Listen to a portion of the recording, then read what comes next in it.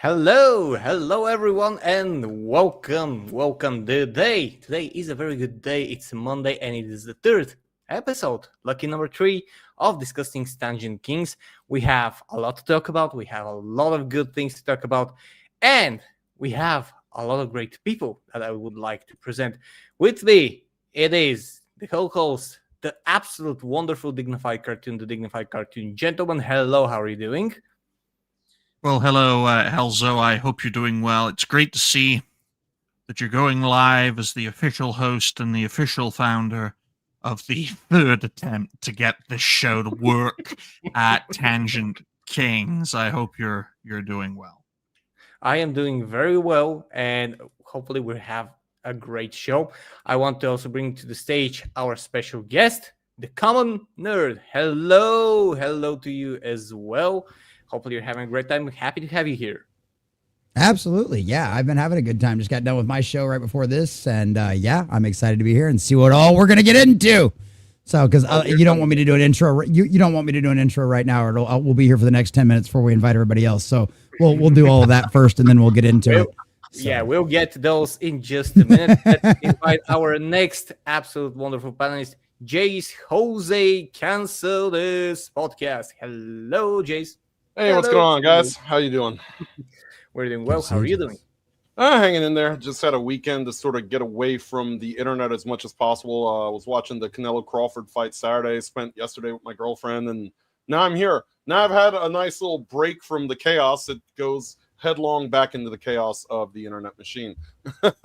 As with always. And last but definitely not least, I would like to say a special hello to Roger Country Time Pop. Hello, and the Tommy Howdy, Chopper. everybody. What's going on? Bro? Chopper plushie. I just saw it. Chopper. Yeah, Chopper. my girlfriend got me that for my birthday this year. Lovely. That's That's amazing. awesome. And it's the original design, by the way, before the time skip. So yeah. Yes. Now, folks, just to let everyone know, if you guys have any questions where Kai is, now, folks, Roger ate Kai. Yeah, he ate Kai, and hopefully he doesn't eat his girlfriend in a similar fashion, because Kai is expendable and Roger's girlfriend is not. But it's great to have this panel here. Hopefully Arza can pop in. Arza Yes, won't be we on are. too many future shows, folks, because he's gotten a job. We will congratulate him for that. Hopefully he will live a peaceful and prosperous life. But having a job leaves little time to actually be a content creator, as Helzo can tell you, because I set up this show. I can certainly say yes, because it leaves you with a very small amount of time to do actually what you want to do. And speaking of which, with the time that we have, I would like to first say hello to the chat. We have a lot of lovely people here. We have, first of all, some of our paladins, Dignified Cartoon Gentleman Enjoy, the Common Nerds, JRR24, Saint Hugo, Yasto, the Evermod on mobile, Villerin, Saint Hugo. We have me, which is weird. And we have Cancel This Podcast. We also have Lord Drag New. And we also have, anyone else? Iris Rolla is here. Hey, hello to him as well. Amazing. We're already getting a good turnout. Now, before I get to you guys doing your intros, I just want to quickly mention something vague. We have a small win today on the internet, where a certain bag of air on a certain bluish, skyish platform has just been booted. Totally, completely just annihilated all of his accounts and everything. And I consider that the win. I needed to say this because if you know who this person is, and I'm not going to say his name, I'm going to try not to swear, because one of our topics is exactly because of that. But if you know who this guy is, I'm assuming he's a guy. He has been a major pain in our royal behinds, in everyone's behinds, more like a nuisance than damage. But yeah, apparently even certain leftist propaganda social media websites cannot stand him anymore, which is, I consider it is an absolute win. But with that said, I have no idea what Helzo's talking about, because who would oppose people as moderate and as forward thinking as us? Well, yeah. Blue Sky is doing damage control because they don't want to end up like Parler right now with the scope and nature of what people are saying on the platform, disparaging the passing of Charlie Kirk last week. They are in trouble because if they don't moderate, right now you have a government where the man who was murdered was friends with everybody in that government. So you kind of don't want to end up like Parler, where every one of your files gets subpoenaed and you end up in a whole lot of trouble. Because I'm sure there's a lot worse going on at Blue Sky they don't want people to find out about. And we've already heard we've heard those stories too. Yeah. We know what's going on over on Blue Sky and what they're getting away with over there. One great thing about Parler, ladies and gentlemen, is that a black man wanted to buy it, and I'm all for black people owning things. We need more diversity and inclusivity in our society. Put that with equality, and then that's real. DIE, folks. Support dying today. DIE-ing. Do that. Yes. So, Elsa, why don't you introduce everyone? Equity. I would like to get to support all those things because I think that's the future. But let's start by order of specialty because we have a special guest, and I'm very thankful that he's here. Common Nerd, how have you been? Present yourself. I've been good, but you should probably do me last if you want anybody else to get to their intro. You want me to do you last? You want me to do you last? All right. I have no quarrels with doing anyone last or first or in the middle in the sandwich. Giggity. Okay, so dog wins. Dog wins. All right, you got your point. Dog wins. Jace, your dog is behind you. Guys. Common Nerd. They don't allow that in Bulgaria, but in all seriousness, hello, everyone. I am the dignified cartoon gentleman exploring why things go wrong in entertainment. The fucking dog barking, man. Oh, I just swore, which means we're gonna get suppressed. But I am the dignified cartoon gentleman. I explore why things go wrong in entertainment, gaming, and wider pop culture. I'm also one of the founders of the network, a network of 3 shows, and it's soon going to be 4 shows in October, which is going to drive me even more insane. And I am very thankful that Helzo is supporting me and everyone else here in building back better with this network. We need to build back better now, more than ever, and we're all for diversity on this panel, despite the fact that everyone here is white. And speaking of white people, Roger, why don't you tell everyone who you are and why you ate Kai Schwarzer? You're muted, by the way, Jose, so I can't hear you laughing hysterically. That's because I don't want you to hear the cursing when I yell at this dog and tell him he's going to live with Christy Nome. Okay. Look. Rules for me, not for thee, because we are pro-Democrat here.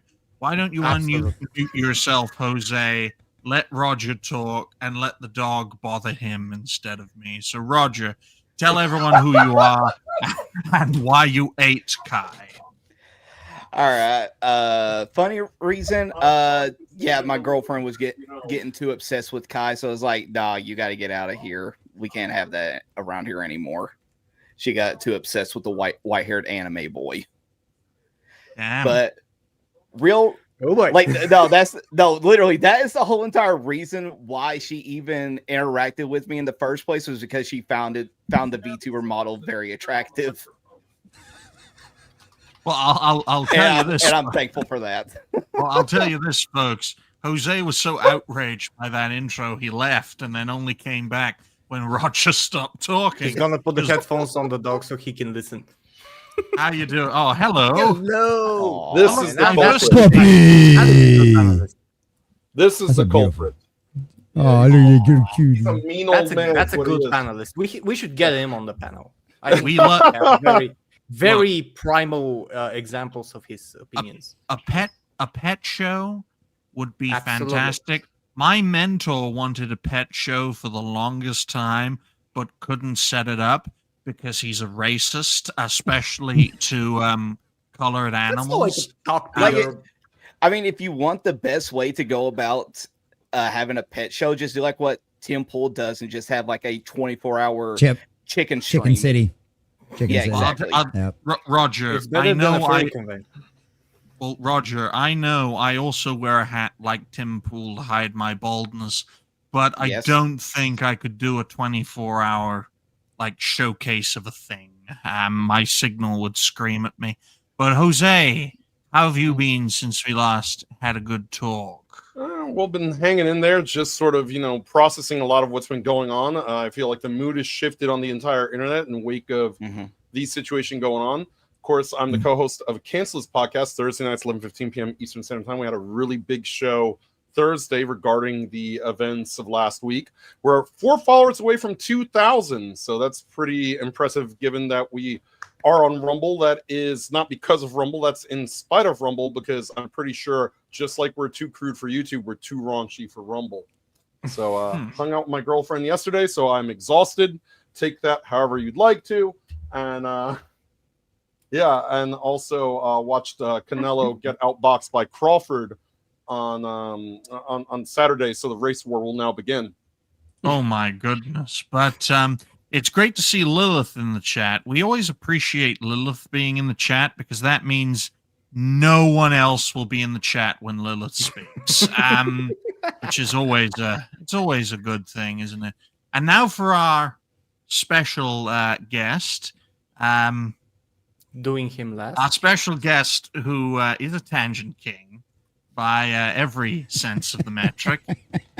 He is just like my mentor. He was an exile, but not only did he return to the fold, he fully rebuilt his channel. He built back better, stronger than ever. And folks, of course, we're all diverse on this panel. Everyone is wearing black. You're gonna have to be in a really dark room to notice me in dark colors. But yes, I'm wearing gray, which is not white, so it's black. So, Common Nerd, why don't you tell everyone who you are and what you do? Yes, boys and girls, this is Jesse. I am the Common Nerd. I bring you pop culture and all things dirty through a common sense lens. I do content 7 days a week. I'm either live streaming or putting a video out. I've been at this. This is actually my full-time job. I was managing a buddy of mine's vape shop back in 2023, selling my CBD products out of there. Unfortunately, because of the economy, he had to start operating the shop all by himself. And then eventually I was still selling my CBD products out of there and the entire shop shut down. But yeah, so I had to do this full-time, and I have been doing it full-time by the grace of God every single day, because I've said this a million times and I will say it again. My channel is an absolute living testimony to the fact that if you believe, God will provide, because there is no reason I should be able to do this full time. And I somehow am able to pull off all of my bills every single month. And that is only because of the grace of God and all the wonderful people he's blessed me with. But yes, I do pop culture and all things nerdy. I do live streams, like 5 days. I do live streams 6 days a week. We do a Monday weekday show at 11 a.m. where I go over all your pop culture and nerd news. We cover gaming, Hollywood, Warhammer 40K, tabletop stuff, D&D, Magic the Gathering, obviously Marvel, DC, all the major studio stuff going on, all of that kind of stuff. Sunday nights, I do a Doctor Who show where we just started Classic Who on Sunday nights. That's pretty much a Rumble exclusive. That's the thing, right? Because for those of you guys that don't know, for those of you guys maybe haven't watched Dignified's some of my videos and some of his coverage over what happened to me, I had a YouTube channel. I was doing it while I was working at the shop part-time, had to go full-time, had over 4,000 subscribers, and I had a video go a little viral because a very particular Hollywood director, hi Julian, didn't like my take on his Robin Hood, Canadian-funded, taxpayer-funded, mind you, television show. And so I got put into an Instagram reel alongside of my dear friend Ryan Kennel, RK Outpost, Hypnotic, and several others, as well as myself. And all of a sudden, an outro, my credits that I'd been using for 6 months of my buddy Moss eating a banana because he thinks it's funny, and the rest of us do too. all of a sudden became inappropriate content for YouTube, and my entire channel got nuked overnight. And because I only had 4,000 subscribers, which, by the way, come subscribe to my new channel. We just crossed 2,200 yesterday. Shout out to Saint Hugo for being our latest subscriber over there. So we're halfway to where we were before. But all of that went overnight. And so I'd always been one of those guys. But since I started live streaming, right? As soon as I started live streaming full time, as soon as I could afford it, I was multi-streaming, right? I used to live stream to Rumble and Odyssey all the time. I've been on Rumble since the boxing gloves, right? So if you don't remember the boxing gloves, I've been on Rumble longer than you. Okay. So it's one of them, which includes some of the CEOs and executives that are currently running that company. But it's one of those situations where I always told everybody, I said, you have to multi-stream. You have to be on more than one place, because we have seen this happen so many times. Way bigger. I mean, It's Yellow Flash 2 for a reason. Right? Yeah. Okay. Right. Like, that's not his first channel. All right. So, and we've seen this happen. We've seen huge content creators get taken down. If you're big enough, fortunately enough, you can generally reach out and talk to a real person and have things fixed. For guys like us, that's not possible. Right? For guys like us, that sounds an awful lot like foreshadowing for something, Common Nerd. I've been talking with Dash Attack about the prospect of a certain Yellow Flash being on a network show. So that's a bit of coincidental foreshadowing, but it is great to have you here. Yeah. Now, folks, imagine this guy. He's right. That's why I'm not here on YouTube with my own respective channel. I've been strictly on Rumble, Odyssey, these multi-streaming things, because I don't want to play that Olympics, that retroactive, where something was fine, 5 months ago, and suddenly it's not fine 5 minutes ago because they decided they didn't like something I said. And the only problem with Jose, that, though, I was just going to say, though, for Jose, it's a win-win being part of the network. It's a win for him because he can showcase himself to a new audience. And it's a win for us. We get someone very talented who is not on YouTube exclusively for the network. I feel like Sony PlayStation. I've got an exclusive. And I hit all the DEI check marks because I'm brown. I'm exactly. He says I'm white, but I'm everything. You're everything a true democratic channel wants. There you go. There you go. My.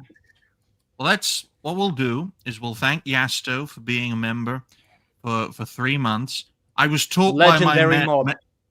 I was taught by my mentor to be super structured in everything, because the network is nothing without our shows, without our 3, soon to be 4 shows. Network is also nothing without the videos from said shows. And where do we get those videos from, folks? We get them from the topics. I'd love to make these intros, the first 10, 20 minutes, introducing everyone, a video, but that'll do as bad as well with the algorithms the Titanic did when it hit the iceberg. Won't do well at all. It's great, to have a back and forth. It's very, very organic. And thank you to Yasto for gifting a Hellzo membership. Was that about €2? I'm going to have to add that to your file, because I got to tell everyone how many donations we make to hopefully convince more people to be on, because some people, not the common nerd, folks, not him, but some creators in our midst are really attracted to being on shows that make a lot of money. Don't ask me why, they just are. I mean, it's like it's weird. It's almost like, you want to expand and make money if you do this. So yeah. So thank you, Yasto. I go everywhere. All right, brother. And that's pretty much what you meant, what you guessed, Ryan. But you're also going to have to say specific amounts when you send your people after me. But yeah. Yes. I'll just write down €2 real quick. What we're going to do, folks, is we're just going to go into the first topic of today's show, and it's a rather big topic. And no, it's got nothing to do with someone getting shot. 2.1, ladies and gentlemen. I'll have to write that down for... This is why I should... Oh, no, my pen. 2.1, I'll write down for a solid 19 minutes and 42 seconds. A fantastic year that was. 2.1 is, are YouTube channels failing let's compare and contrast content creators. Now, we will divide this topic into two. The first is, are YouTube channels failing? And then after that, doing a bit of compare and contrast. Because a lot of creators, quite a while, have been making the narrative argument that YouTube has a history of suppression, especially algorithmic-based suppression. I mean, the first prominent creator I can remember calling it out, and this was years ago, is that Australian who cosplays as a medieval knight. His name Shad. Shadversity. There we go. Shadversity. I love Shad. Shad commented on one of my videos. Sorry. Yes, he's very talented. He's a very talented creator, as we all know. But he was really the first prominent creator within the spaces that we know who really called out this this suppression. And of course, he was condemned for it. No, it's get good, bro. It's your problem, bro. That sort of thing.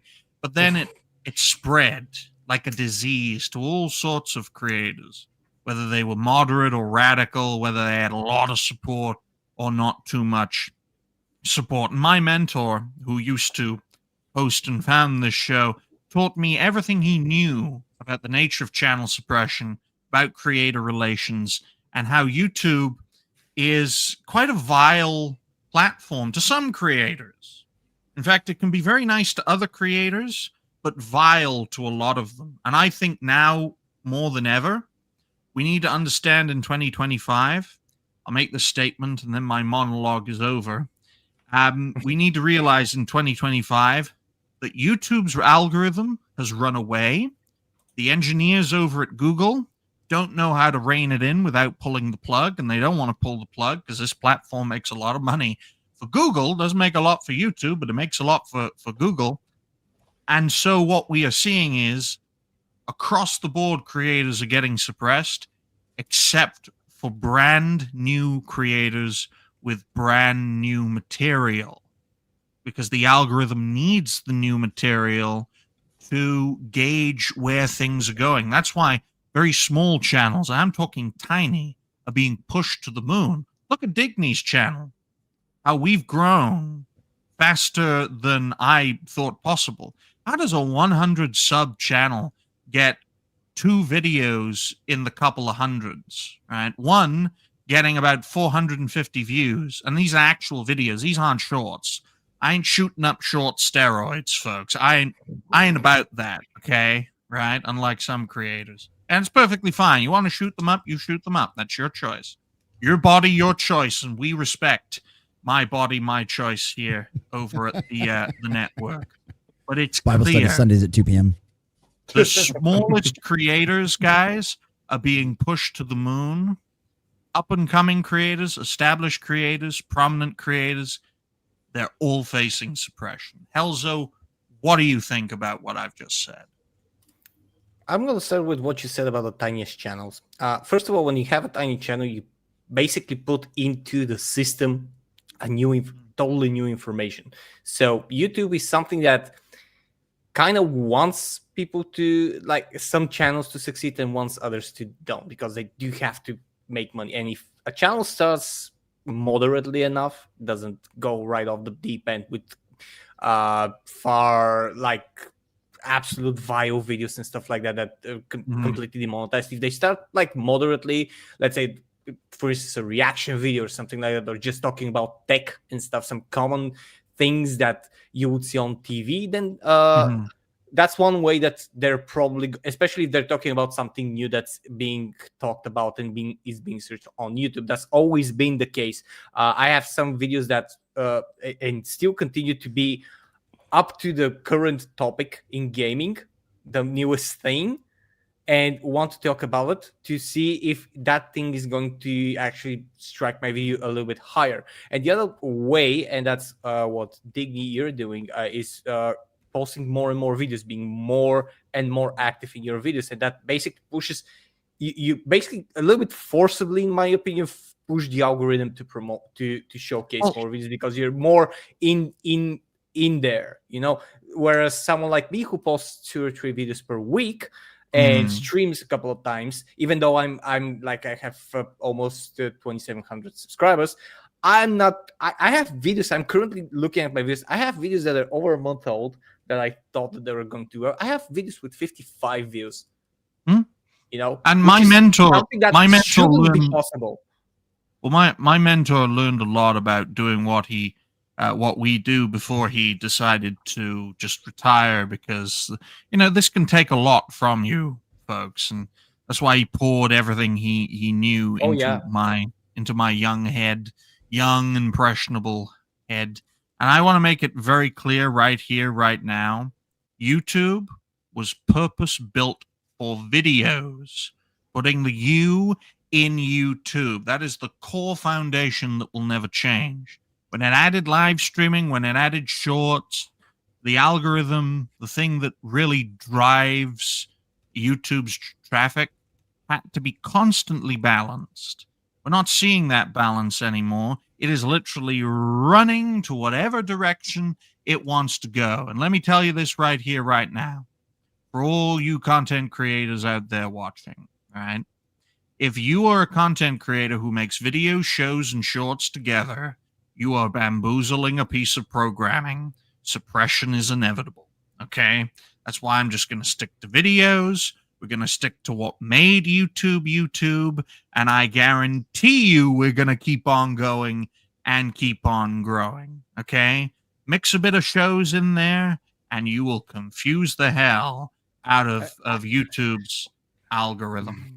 I actually want to say that YouTube is been going towards the more, how should I put, more mainstream stuff, like tech videos, music videos, and stuff like that, especially from larger bands that are moving to that, let's say, don't want to just be on Spotify or stuff like that, and they want to earn ad revenue. And the sad thing is that YouTube used to be exactly the platform where what they're promoting on their X account. Everything that you make, every idea that you have can turn into a profitable video. No, fumbling piece of dung. No, that cannot happen. Yes, we have to stop swearing, and that's actually part of we have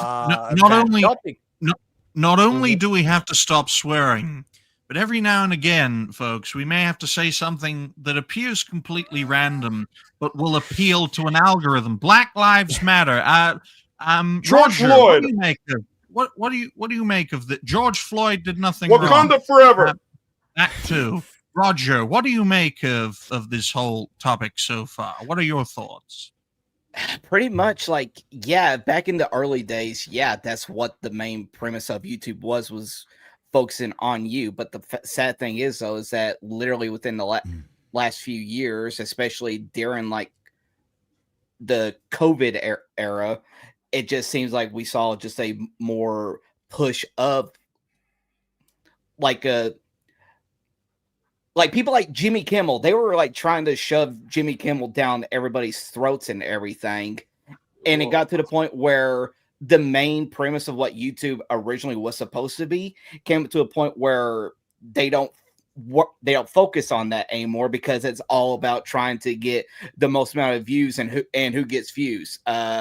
These late night talk show hosts. Let's keep on pushing videos with that, because that will bring in the views and that will get us the money. They have lost sight of like what the company started off being, and that's one of the reasonings why. Yes. Well, Roger, don't you want to see a group of backhanders dressed up in needles dancing to take the COVID shot with Stephen Colbert and have a good time? Why don't you get on the Kamala train, Roger? She's going to win. She is. She has to. Okay? She has to. Black Lives Matter. Diversity over here. Look, more diversity on the panel. We love this. And yes, the common nerd, we will be going for another 90 minutes. Don't worry about it. We love diversity on this panel. We'd love to have a more diverse panel. The best we can do, unfortunately, is cats and dogs. So, and Puerto Ricans. And Puerto Ricans. And Mexicans. So Jose, as an outsider looking in, because you don't use YouTube. In fact, we crushed a YouTube channel pretending to be Jose and his friend Alki John. What do you make of the whole thing about, are YouTube channels failing? Is the algorithm doing people in? I think it's a little both. Like it's attractive to bring new people in. That's why these new channels are getting sort of boosts right now. Because you have to remember that YouTube has investors, Google has investors, and it always sounds good. Oh, we have X amount of people using our platform. So if you have new people coming on and they're not getting pushed, they're gonna leave. It's gonna give that confirmation bias that, yeah, I should go to Rumble, I should go to Odyssey, I should try my luck over there. So for now, you see that YouTube is sort of being graceful to some of these new guys coming in. Hey, it makes their numbers go up. It makes them look good. It makes those people feel secure until they get at least somewhere, a bit of a following. Then YouTube can just drop the boot on them like they do pretty much everybody else. That, I think, is what's going to happen here. Now, the larger creators find themselves SOL, because here's what happens. And what I mean by larger creators is those ones, I'm not talking about like Quartering or Tim Pool or anybody who's got like a gazillion people. I'm talking about the people who are about in like the 100,000s, 50 to 100,000s. Because here's what happens. We can sort of suppress you. We could algorithm out you. Where are you going to go? You're going to go to Rumble? Because we've already seen that Rumble thinks that you're not big enough for them to give a damn about, because you're not Tim Pool, you're not the Quartering, and you're not small enough for them to make you a loyalist. So they're just going to shaft you. How you doing, Hypnotic? That's pretty much what we see. Yes, Hypno is a fantastic example, Jose, because for those who are unaware, Rumble has been a bit shaky recently with paying out creators. Apparently, negotiations with PayPal have been a bit shaky in recent weeks and months. Hopefully, it gets resolved. But I found, Jose, you did mention the Quartering. He's actually going to be one of the creators we're going to compare and contrast, along with Shadversity. It's very important to have this comparison analysis, so we can see, is this a creator-oriented problem, or is this an algorithmic-oriented problem? Because, creators can change over the years, folks. Some of them get better, some of them get worse, and some of them go insane, because that's how... I know you laugh, Helzo, but doing what we do is dangerous to some people, especially younger people. It's very dangerous, but while I bring up certain examples, we're going to get the common nerd provide his PG-13 perspective. 13 means 13 swear words per second. Oh, right, no. Exactly. I can pull off. I bet you I could pull off one a minute if you really asked me to. Oh, dear. No. So it's always a mix of things, right? We know so one of the things when I built my new channel, right, started out just making videos and stuff like that. As soon as I got monetized, I went and started live streaming and all that kind of stuff over there. But I just did videos in the beginning. And one of my first videos was a Warhammer 40K topic. That video got over 25,000 views. In my entire history on YouTube, I had never gotten that many views. What really sucked too is I wasn't even monetized at the time. But one of the things that we've noticed over the last few months, and this is something I've noticed on YouTube, and this is something that Gary brings up all the time, and I take Gary's assessment, Nerdrotic, if you don't know, Gary Buechler. Yeah. I take Gary's assessment better than just about anybody else's, because Gary's been on here pretty much longer than most of us. Than pretty much anybody to a certain, outside of maybe Eric July, outside of Young Ripper. But it's one of them situations where Gary's watched all of this stuff ebb and flow, and he's flat out said in the beginning of his video that we have seen 3 years worth of algorithmic changes in the last 3 months. Right. And wow. I have no doubt that it's true, because guess what? My content hasn't changed. My videos haven't changed, but I noticed a change in the algorithm a couple of months back where before it's one of those things. I've been playing this game long enough. I know how to play the algorithm, right? I know keywords. I know certain things like that. There's certain things that are trend. There's certain things that'll work. There's certain ways you title your things to try to get out there and stuff like that. And I didn't change anything. But I noticed it used to be no big deal for me to get a video to go, 3 or 4 times a week. A video would go more views than I had subscribers, yeah. Right? Which that's an absolute win. You get more views than you got subscribers. That's a slam dunk. You know what I mean? And all of a sudden I noticed especially in the last couple of months, especially in the last month or so, now it's a miracle if I have a video crack a couple of 100 views. let alone crack 1,000. You know, I had a Street Fighter video over the new movie and the casting announcement. First thing that's cracked 2,000 views in like probably a good 2 months, right? And it's one of them situations where it's a combination of things. Yes, if your content changes, is your algorithm going to suffer? Yes, because the algorithm wants you to do the same thing over and over and over again. It's a mathematical equation, right? If you do Warhammer 40K content, that's all it wants you to do. If you're a DC guy, that's all it wants you to do.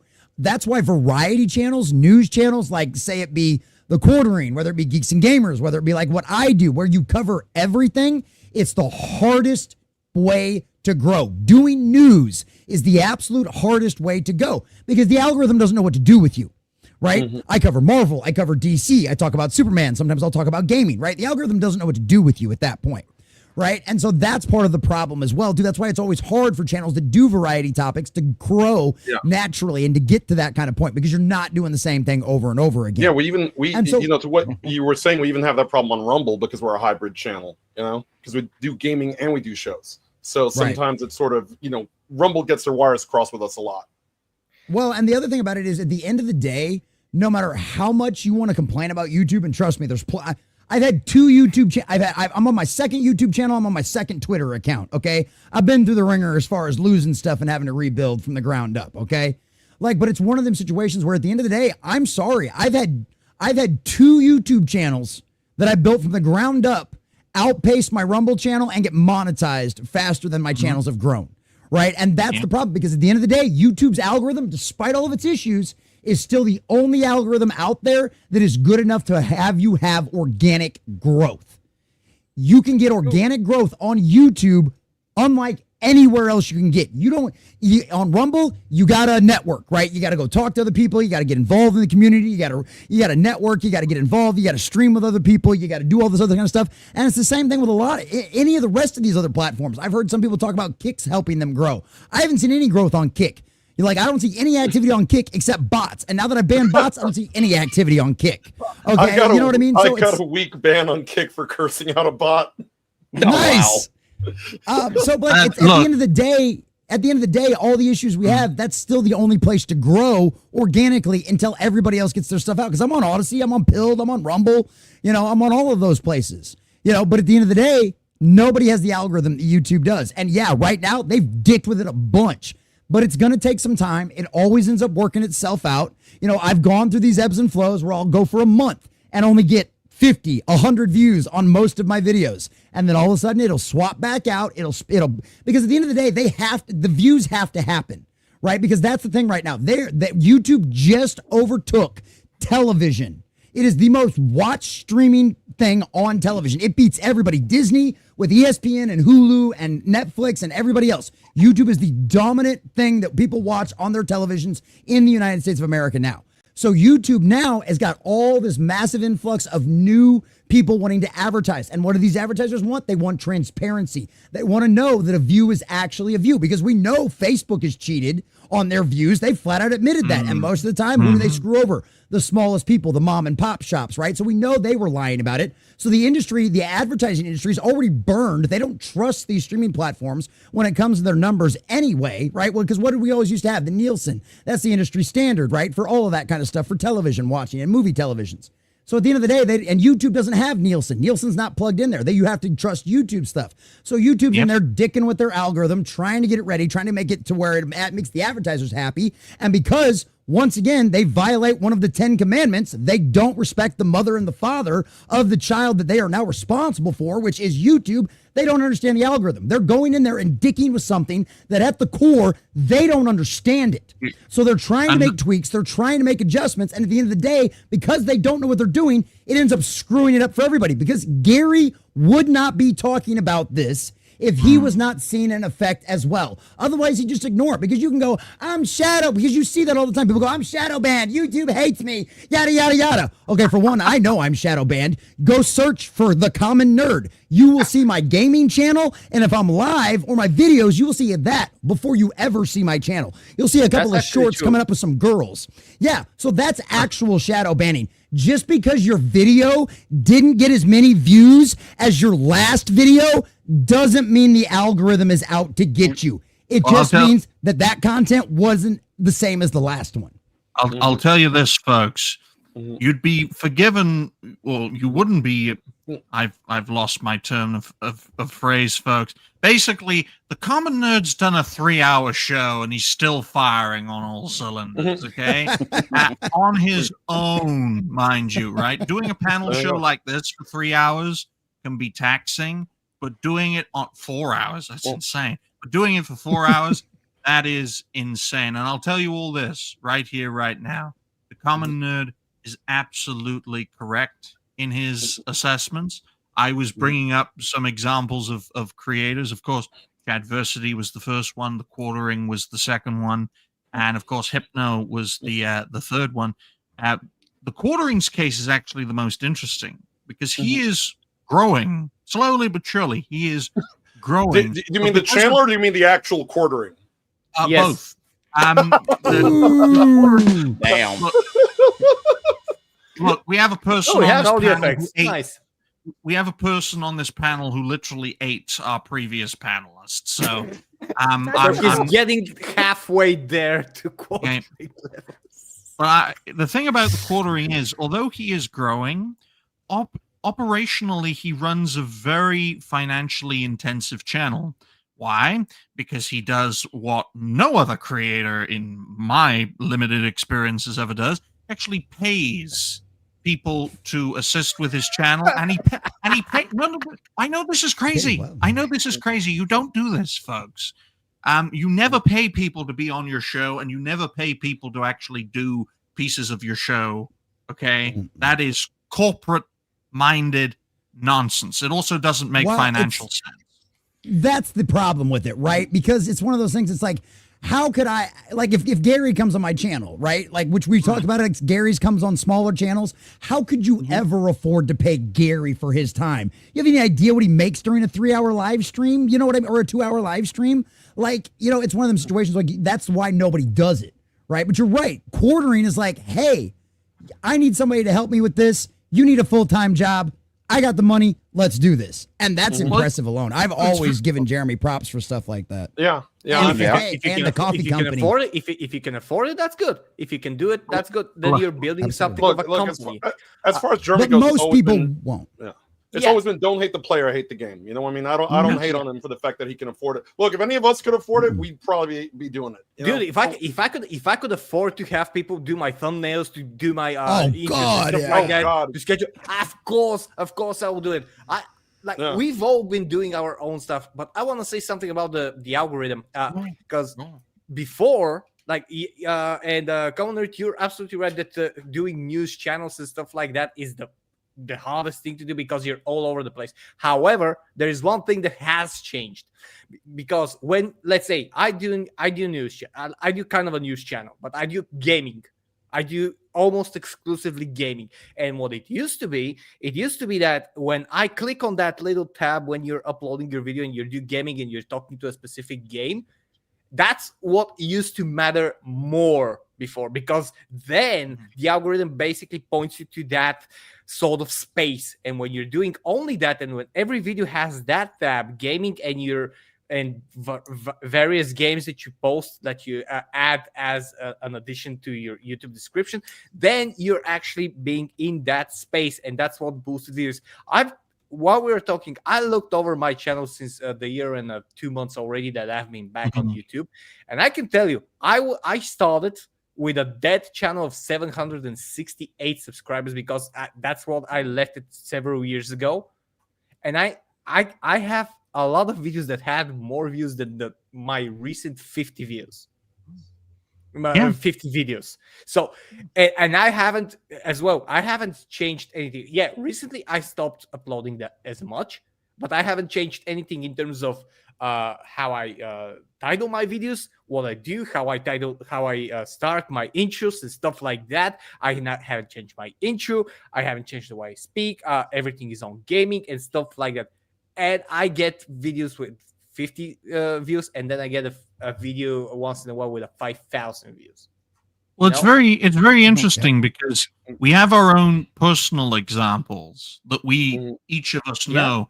through our creative journeys. But I do find it very important as we are getting to the tail end of this topic, because 30-minute topic, 2 15-minute videos. The network never runs out of content to create. But the common nerd's example would be Nerdrotic. My example through my mentor would be Hypnotic, folks. And for those who are unaware, Hypnotic has gone from nowhere to everywhere in the past few years, from literally starting a channel in September of 2021 to making $500,000 on YouTube in 2024.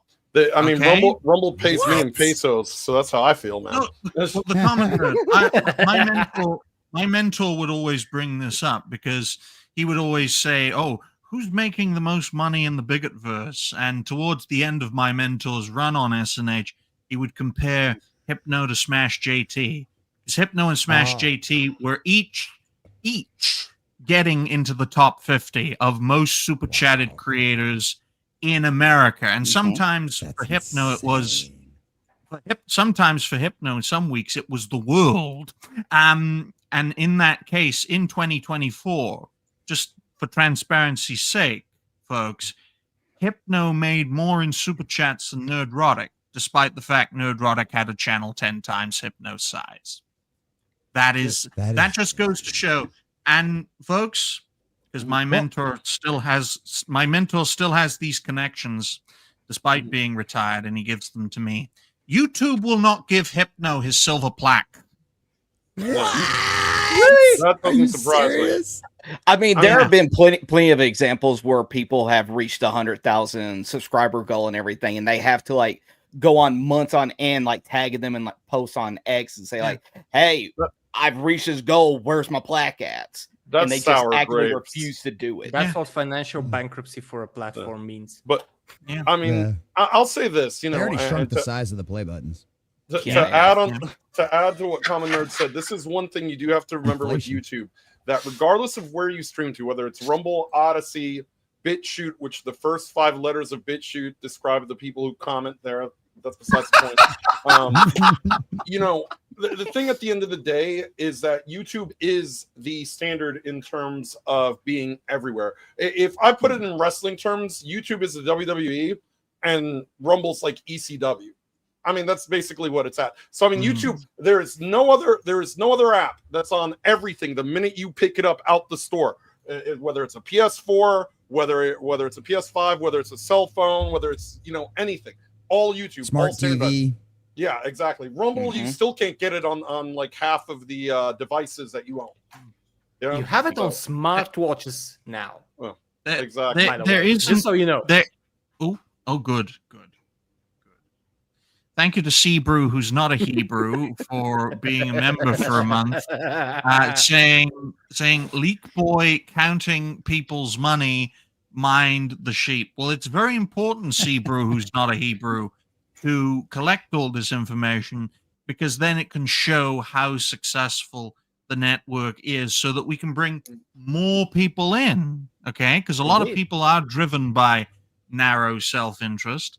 And in order to make sure the network can grow, we have to appeal to people's and creators' sensibilities at the same time. I mean, to use a wrestling equivalent, because we do have limited time, especially for our guest who's very eager. It's like having Dragon Slayer on the panel, except this guy's talented. We don't even have. Well, this was Dragon Slayer's show, folks, and it's not anymore for a reason. But we don't even have, to use a wrestling term, a WCW equivalent, who's just as strong, but a bit unstable. So unstable that it might just blow itself to I would call Kick that if it didn't have a let's give kids gambling problem and have a massive bot problem. But on that note, unfortunately, folks, we need to get through the rest of our topics. So we'll nail the 30-minute mark here with the second topic of the day, which I'll write down. Got to use the right pen.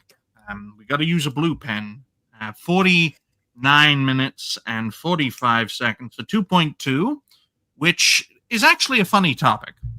Should we arrest Hassan Piker after viral clip Yes. of Hassan call for violence? Now, we don't have to bring anything particular up, but before we really penetrate this topic, I thank you to Brian Brother Atafe, whatever that means. It's a very funny name. Saying, yeah, mon, other timeline here.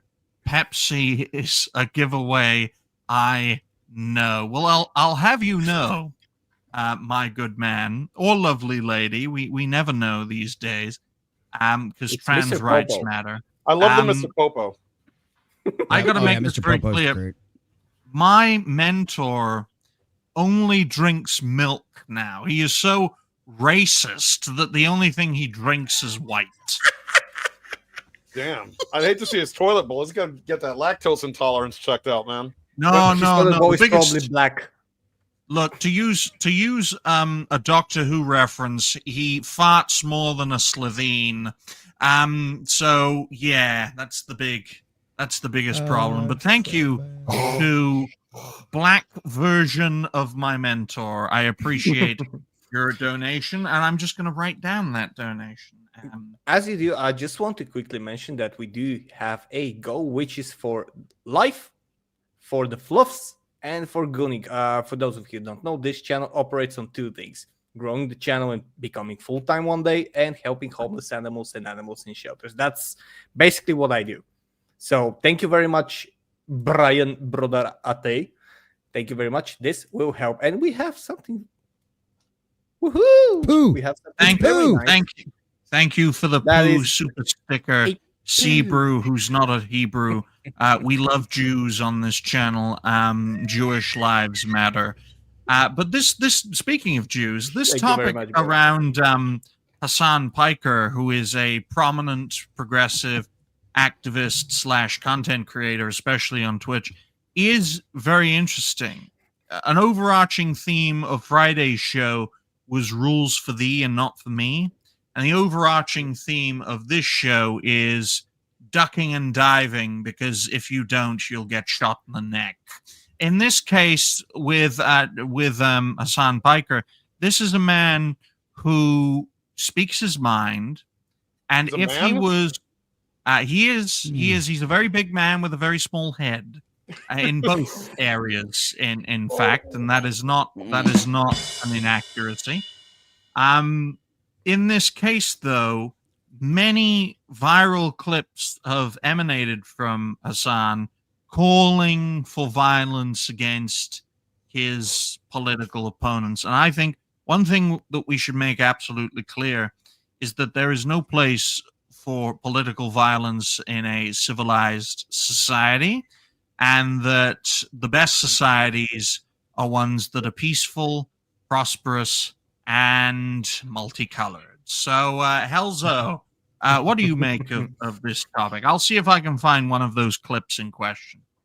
I've been watching Hassan go way off the rails for, I think, almost half a year now. And again, having something like this, having someone as big as Hassan is basically proving that apparently if you're big enough, if you're powerful enough in that regard, or if you're influential enough, you can get away from everything. So that's pretty much showcased that the only rules in the world, even in the online world, matter depending on how influential you are. So that's, if you're a bigger creator, then you can do whatever the hell you want. He can go to a streaming platform like Twitch and say the things that he said. And by the way, if any of the audience and anyone wants to check out the videos that we're referencing, they're in the description below. You can check out the whole stories there after the stream and just see what's been happening. But this is absolutely showcasing exactly how, when you're an honest person, when you try to be a sensible person, okay, not like just a sensible person that's trying to do to be at least at least a human being and not call for anyone who they don't agree with to be offed in actually very, very gruesome details sometimes. And I think that Digny has found the exact clip that I'm talking about. It's a 2-minute 19-second clip, folks. I just want you all to digest this clip, okay? Yes. And fill your mind with potential thoughts for later on as Roger goes to eat another one of Kai's friends. Funny enough, I am actually going to eat something. I just want everybody to see. Horrors. I'm sick and tired of it. Left-wingers, liberals, you need to be fucking showing your opponent's guts on there, okay? You need to be gutting them. You need to be shanking these motherfuckers and letting their intestines just ride on stage. What the fuck is this shit, man? Slice them up. Slice them and fucking dice them. What the fuck is this? You cannot have a bigger fucking layup. You could not have had a bigger fucking layup than a horrible candidate like Herschel Walker. Sure, he was prepared very well. And Herschel Walker actually had a good thing we do need to make sure we do. We got to keep attracting younger viewers that, you know. And this is the main man behind Twitch, just to let you guys know. No, it's not problematic, John, in a few years. No. I thought that was the guy who runs Roblox because we're talking about little when ones. They're 8, 9, 10, 11, 12, even though they shouldn't be. 3, it's like all here. Now this guy is down. He's dead. These guys are like and fatally wounded. They're not even running. They're not even like cowering and running away and screaming in fear. There's like, okay, well, they did it. We got our shots. Okay, is this guy down? Oh shit. Well, okay. Well, we brought the white. It's called shock, you fucking idiots. It's called shock. Anything that happens, I mean, like, holy shit, guys. If you live in Florida, I have an opportunity for you. If you want to earn $100,000, let me know. Jesus fucking Christ. Flags, we can put that over the... See, look, folks, socialists will even set up bounties to do in fellow socialists. Yep. That's how crazy these people are, okay? Right? And thank you to Furious Dan. He basically says what everyone's thinking. Thank you, Dan. I mean, well, let's thank Furious Dan properly because he deserves it. Absolutely. For the $2, Hassan, spelt incorrectly, obviously, needs to get banned. Obviously, he means banned from Twitch. I'm amazed you actually spelled Twitch correctly. No, he spelled Hassan angry. He spelled Hassan correctly because Hassan is an ass. So you need the word ass to be prominent in the name Hassan.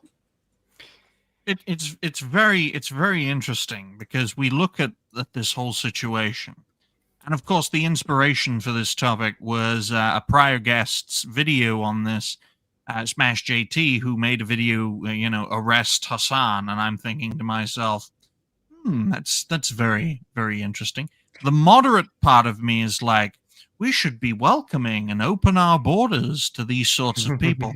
But the part of me that is sane is thinking this guy should be Kata's height because he shouldn't have legs. I would just want to ask all of you, if I went up on stream tomorrow or make a video saying the things that he said, how long, and I don't mean if, how long will it take for my channel to get absolutely gone everywhere?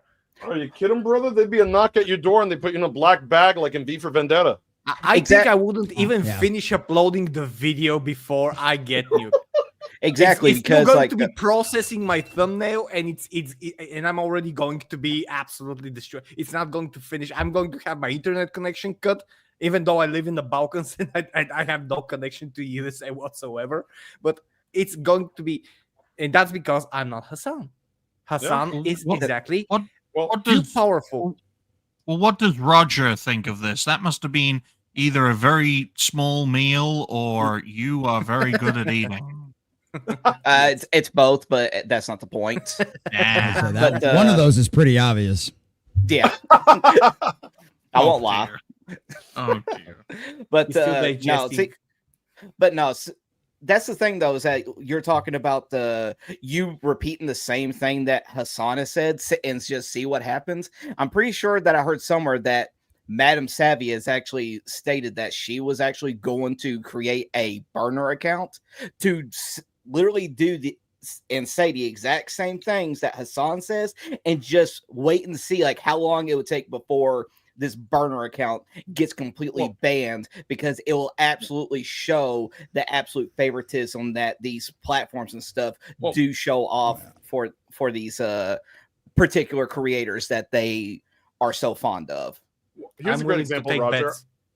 I multi-streamed to Twitch as well. Yes. And the day that Trump was almost brained in Butler, we covered it as well. Hassan was also live covering it. One side, condemns that it happens, which is, of course, myself, my co-host John, on the show. Got a 30-day ban for even showing anything pertaining to the, Trump attempted assassination. Now, Hassan, where there's a whole chat room full of people, including Hassan himself, that are only disappointed that Thomas Crooks was unsuccessful, nothing happens. Us, we get a 30-day slapdown.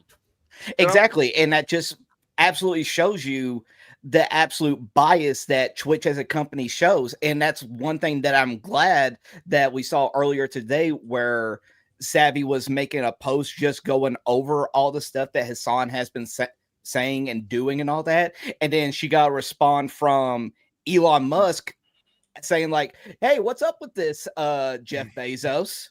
Why are you allowing these people to spout this stuff on the platform that you all are not making money off of? Yeah, I can't wait for someone to say, once they watch the replay of this show, why did the common nerd bring up a hate symbol? Because the OBS symbol looks very problematic. With its three-bladed edge. Yeah, that looks. Yes. We gotta cancel. Here's a hashtag for you. Cancel OBS, right? Change your bigoted logo because it looks like the German logo. Cut one of its legs off. I'm genuinely surprised. The software that every single streamer on the planet uses. Yeah, okay. I have a theory about that. Nobody's ever going to call them out. Yeah, just don't give them ideas, or else the dumbasses will actually do it. Well, I mean, no shit.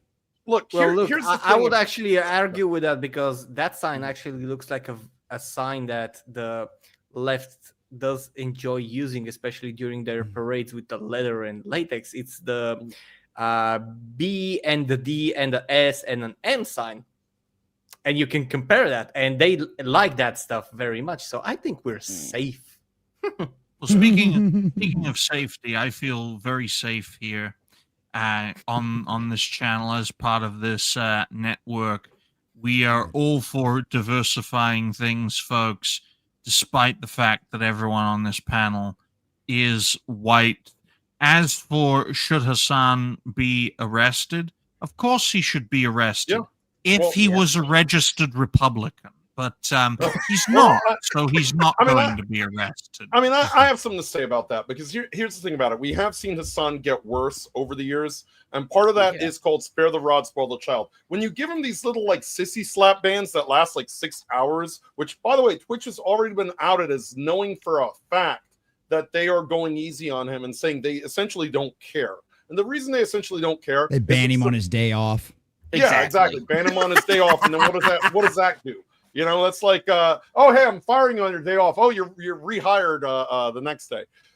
It's so ridiculous, because here's the thing. Hassan is a guy who said that America deserved the events of September 11th, 2001. That already in and of itself was pretty jacked up, and he's only gotten worse since then, because when you are not punished, you'll just keep pushing the envelope further and further and further.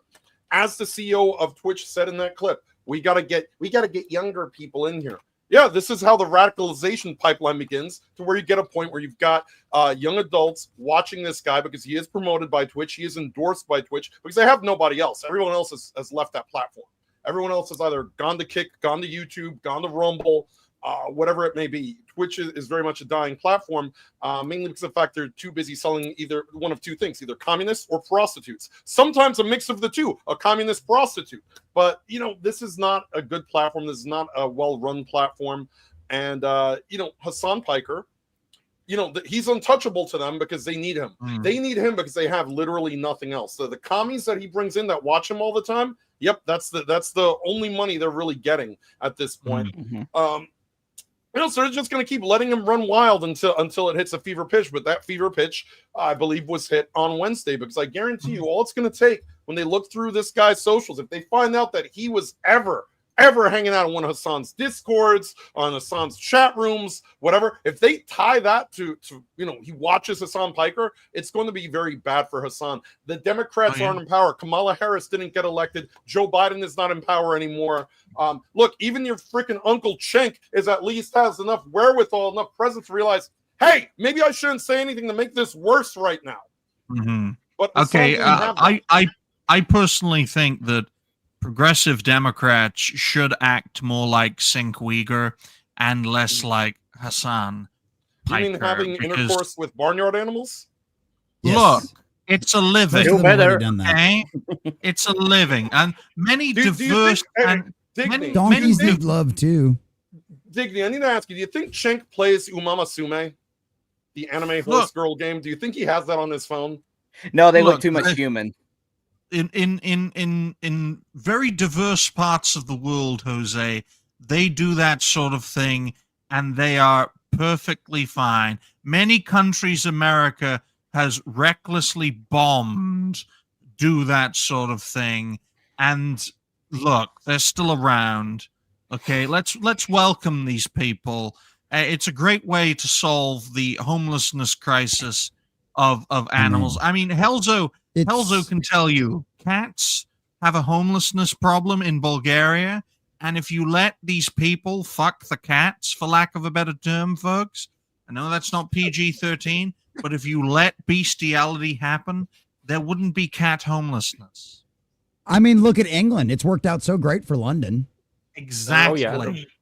One of the cleanest cities in Europe, Western Europe. Safest. Yes. You can walk down the streets as a young woman in the middle of the night, not have to worry about any roving gangs like tackling you and trying to do evil things to you. Yeah, nothing like that. Definitely don't need to be a 40-year-old girl with an axe and a knife to be able to walk. There's no guns. There's only acid attacks. So you may not, you don't have to worry about getting shot. You might end up looking like they're going to get rid of them pointy knives, so that'll solve the problem. Guys, I've told you this before. Acid is a social construct. A knife is a social construct, okay? It's as simple as that. Now, the common nerd, here's a question to you. Should Hassan be arrested? It's one of them situations where, like, okay, I'm going to preface all of this by saying something here real quick. I am essentially a borderline anarcho-capitalist. I'm about as libertarian as you get when it comes to certain things out there. But at the end of the day, we do have rules in this country. Whether or not I agree with all of those rules or not is a different situation. Politically, I don't agree with anything such as a, what do they call it? A non-victim law, right? Jaywalking. There's nobody that if you get hit by a car and you're jaywalking, it's your own damn fault. You deserve victimless crimes, right? I don't agree with victimless crimes. That being said, threatening and inciting violence is not a victimless crime. Because at the end of the day, I did a video last week that did not get very much traction at all on YouTube, because of course it didn't. I did a video about basically saying that this was Hollywood's fault, right? What happened to Charlie last week was Hollywood's fault, because for decades, they have perpetuated this ideology. They have allowed it in pop culture. They have allowed it in general culture overall, whether it be in the political sphere, whether you have FBI agents saying stuff like this, whether you have Disney employees saying stuff like this, or whether you have Hollywood flat out coming out and pushing this agenda. After all, boys and girls, Eternals was going to save lives, right? Okay? So you have Hollywood has perpetuated this ideology that caused Charlie Kirk for someone to feel comfortable that they could go out in public with a rifle and eliminate a person at a public event, all because of the words coming out of their mouth, right? Hollywood has perpetuated this ideology. Hollywood has told you that it's okay. These people are evil. They're monsters. They're racist. They're sexist. They're bigots, right? That's why you didn't watch Acolyte. That's why the Eternals failed. That's why Charlie's Angels reboot failed. That's why Ghostbusters 2016 failed, because all of these people are just a bunch of bigots and haters and yada, yada, yada. And we will educate them. We will inform them. We are the elites after all. And these silly little serfs out there, we just have to educate them. And as the old communist motto goes, first it's nudge, then it's shove, then it's shoot. Well, we're officially at that stage. We have gotten to that point where now that a section of their culture that they have perpetuated, that they have grown, that they have raised, that they have had helped feel comfortable saying the kind of things that Hassan says on a regular basis out there, they make it thinks it's okay. So Hassan, as well as Hollywood and every other person out there that's ever pushed this agenda, is just as responsible for Charlie Kirk's death as the person that pulled the trigger. Because you have crafted a culture that said it was okay for people to say things like this, which means it's okay to say things like this. It must be perfectly okay to do things like this. And I tell you this right now, beyond a shadow of a doubt, if this was Trump's first term, not a single person would have gotten fired.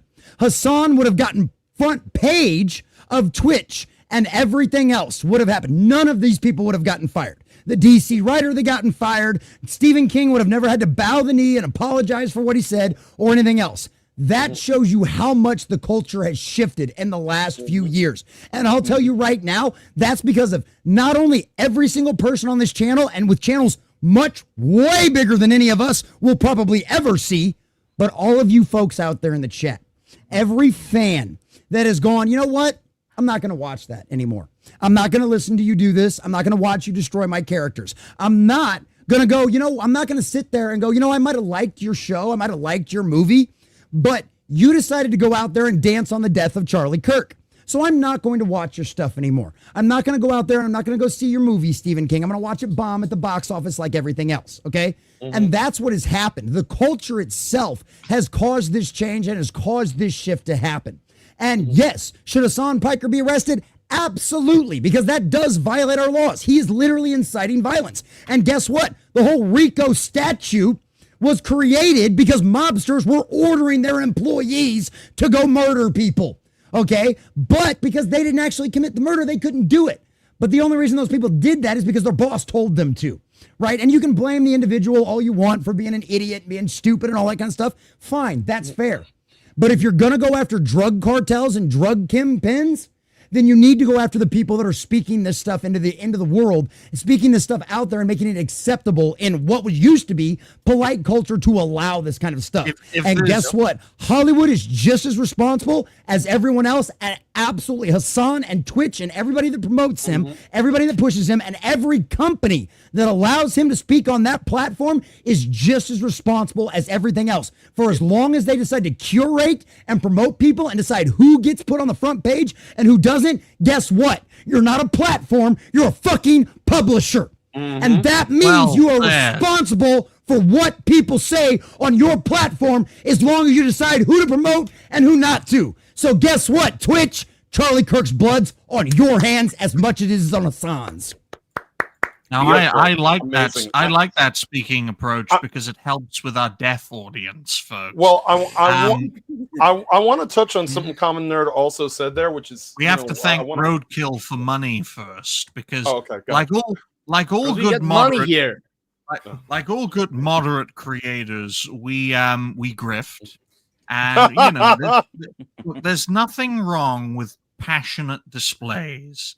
Just don't use any spears while you're doing it. I mean, look, if Charlie Kirk, at least visibly, yes, if Charlie Kirk can get politically assassinated because of being a moderate, I'm sure my mentor would have been killed if he was encountered by a bunch of spear gators. But I saw this on Twitter. Saying. I saw somebody say this on Twitter, and it's an absolutely solid point. The reason they took out Charlie is because they didn't know your name.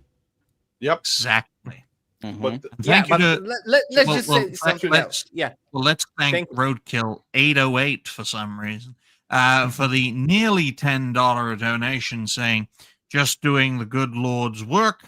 hail to this beautiful, inclusive, and mostly family friendly, safe space. Look, this is right in the middle of the top of a topic, so it's right towards the end of a video. You can swear towards the end of a video, just not at the start of one. Look, nobody watches at the end of the video. There is another. It's like the great first point. 45 seconds or whatever. Yeah. They will once they hear this guy talk. Go ahead, Jose. Look, they to add to what Common Nerd said, though, this is another really important part of that. You see Hassan and some of these other sort of more prominent Democrats, prominent liberals that are sort of afraid of getting this pushback now that the culture has shifted, and they go, well, I don't condone political violence. I don't condone political violence. And it sounds like, oh, I don't condone it. I was going to debate Charlie in a couple of weeks. All right, if you don't condone political violence, why do we have an entire, sizzle reel of all the times that you did? Moreover, if you're Hassan Piker and you do have this just large audience to the point where, I mean, you've got these fluff pieces by New York Times and all of these big magazines for Hassan that say that he is the left's Joe Rogan. He is the guy that, they have this personality that sort of counters all the personalities that are on our side of the culture war. If that's the case and you believe it, if you actually renounce political violence, then why are you telling your people in your chat room, you always tell us, Trump and whoever else needs to dial down the temperature. I don't see Hassan Piker telling his people, hey, we need to not do this. We need to be better than this. I don't see Harry Sisson going, hey, we need to dial this down. We need to be better than this. I don't see Gavin Newsom or Alexandria Ocasio-Cortez or any of these people who, I condemn violence in all forms, actually telling the other people on their side, hey, this isn't who we are. This isn't who we should be. Not one of them, because they don't have the balls to tell them to ramp it down, because they secretly they're going to have that public position of, I condone violence, and in private they're laughing just as much as every one of these TikTok douchebags that is laughing about this story. Every one of them. They literally fundraised for political violence during the fiery but mostly peaceful riots of 2020. They literally were fundraising to get violent criminals out of jail. So yes, they absolutely support this stuff, and that was Kamala Harris. I want to add something, by the way. None of this would have happened in the years. No one, especially Hassan, people like Hassan, stuff like, would have been brave enough to speak like that if it wasn't for the perpetually online syndrome that everyone has. Because he's online, he's in the safety of his house. He can say those. Yeah, okay, he can get back. He has money. He can get back. He doesn't have any danger because he's safe. I want to see that piece of something go out in the street like Charlie Cook did. Go in the campuses, go in front of people, go have a stand there and say the fucking stuff he said there. Yep. Would he do that? No, because he would. You're right. He does it from the safety of his mansion with his little infinity pool. He spends more than his skin in the first 5 minutes. Well, the precedent has been set, folks. Right? And I think if one form of extremism is wrong, then every form of extremism is wrong, or no form of extremism is wrong, and we can have a completely open playing field, and whoever's the strongest can prevail in that perspective. But the political assassination, the murderous political assassination of Charlie Kirk, has set a precedent. And now we will see where it will lead. Will it lead to a Lebanon style, you do one of us in, we do one of you in, until there's a civil war and we collectively wipe each other out? Or are we going to see a complete zeitgeist shift? Because when George Floyd was brutally murdered, there were mass riots all over the place. And when Charlie Kirk was brutally murdered, there were peace vigils absolutely everywhere that got crushed by certain activists. But Roger, you've got about a minute to give your perspective before we move on. Yeah, that's pretty much just what I was gonna bring up, was that whole entire thing of see the contrasting difference between like how they acted when George Floyd was killed versus how Charlie Kirk was assassinated, and you actually see the whole thing of them claiming that, oh, the right are just trying to do everything to take our rights away. They're out here claiming that they're wanting to kill us and all that. Yet we see who the actual peaceful people are, and versus who the actual insane people are, who go around causing all sorts of violence and destruction. And it also, and the one thing that I can't stand is also seeing like those left-wing people, they say like, well, maybe there's problems on both sides. No, we've seen problems mainly on your side because you've all been instigating it for so damn long. And you're trying to say, oh, it's both parties' problems. Now shut up. Well, I'll tell you this. I don't like Stephen Colbert. I've never felt like I need to take a weapon and do something about Stephen Colbert. You know what I do when Stephen Colbert says things I don't like? I just don't watch him. I tune him out, turn that off, and go about my life. And if someone didn't like what Charlie Kirk had to say, they could have gone about their life and left it the hell alone. Well, I just wanted to wrap up this topic because it has been half an hour, folks, and I know the common nerd has to go and to get someone for a little bit. But I just wanted to make this point very clear in regards to political extremism. The right dealt with their political extremism at the cost of millions of lives during the Second World War. In fact, we allied with communists to wipe out fascism throughout the world, and it has been to our detriment, and quantifiably so. So the left wing politically have not dealt with their own extremism. The right, by European standards, have quantifiably dealt with their extremism. Always remember this, Digny, is the people that they call extreme right wing now were all people that were formerly considered left wing at some point. In other words, the moderate left position has now become the extreme right position. And that's the problem here with these people, that you can never be far left enough for the left. There's always going to be purity tests. There's always going to be moved goalposts. Just ask J.K. Rowling. She agrees with them on everything except one topic. One topic, and she's not in the club anymore. So if they're and by the way, they're willing to do to her what they did to Kirk. So if they're willing to do that to one of their own, essentially, what will they do to Kirk? What will they do to you and me? What will they do to anybody that runs afoul of them? Well, and then justify it any way they can. Read the Black Book of Communism to see their kill count, folks. The 2.3. I've got that book on my shelf. Good. Check out Cambodia. That's where they were most effective.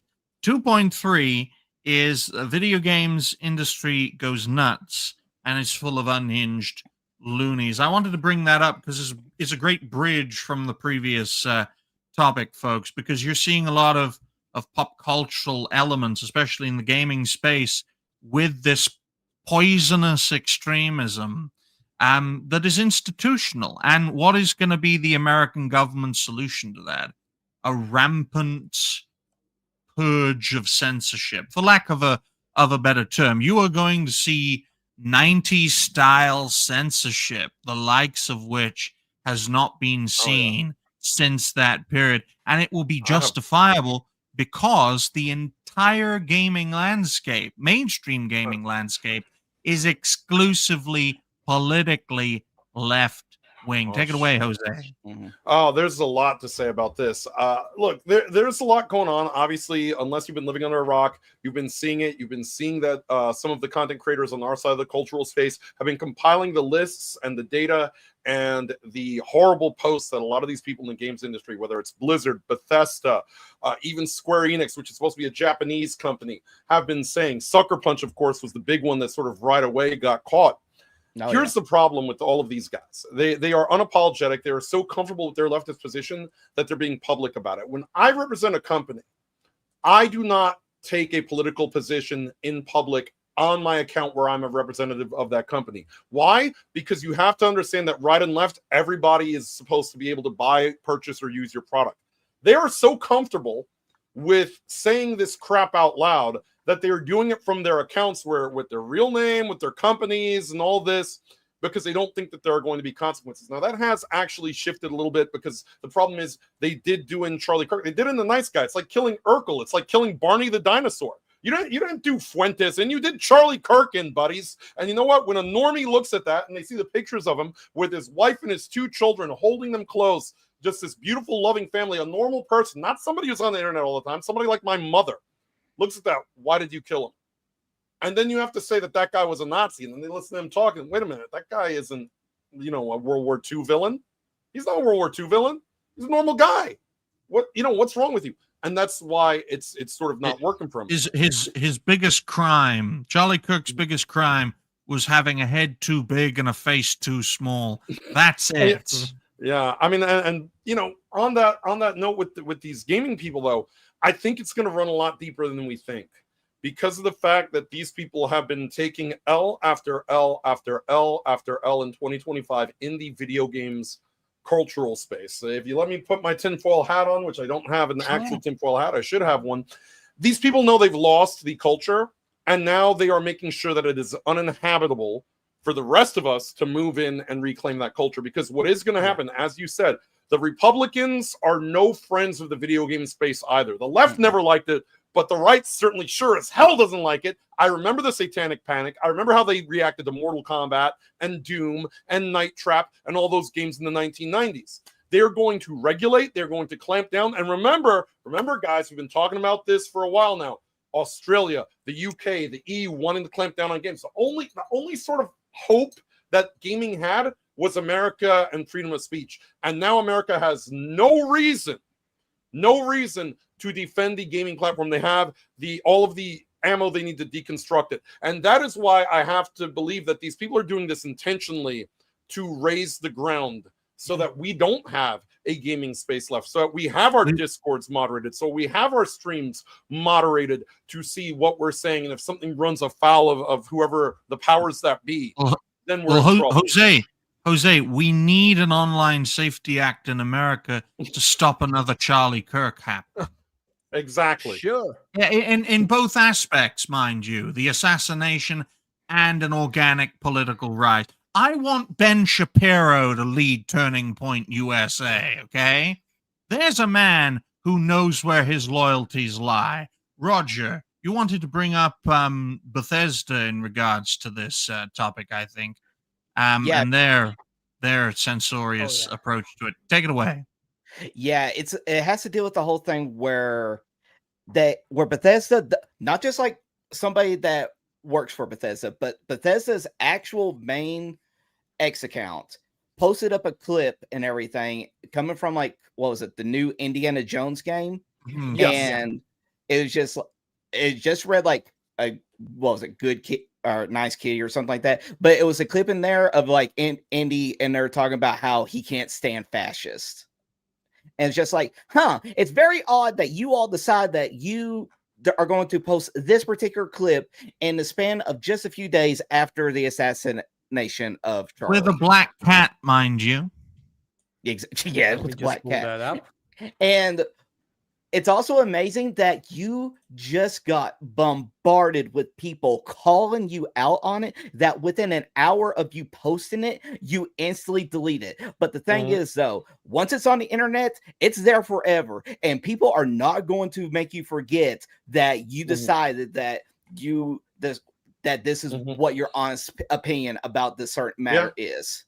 Yeah. And, just so you know, this is the video. Yeah, there's the clip. I don't know if it has sound, but yeah. Nice place. You don't care much about these fascists, do you?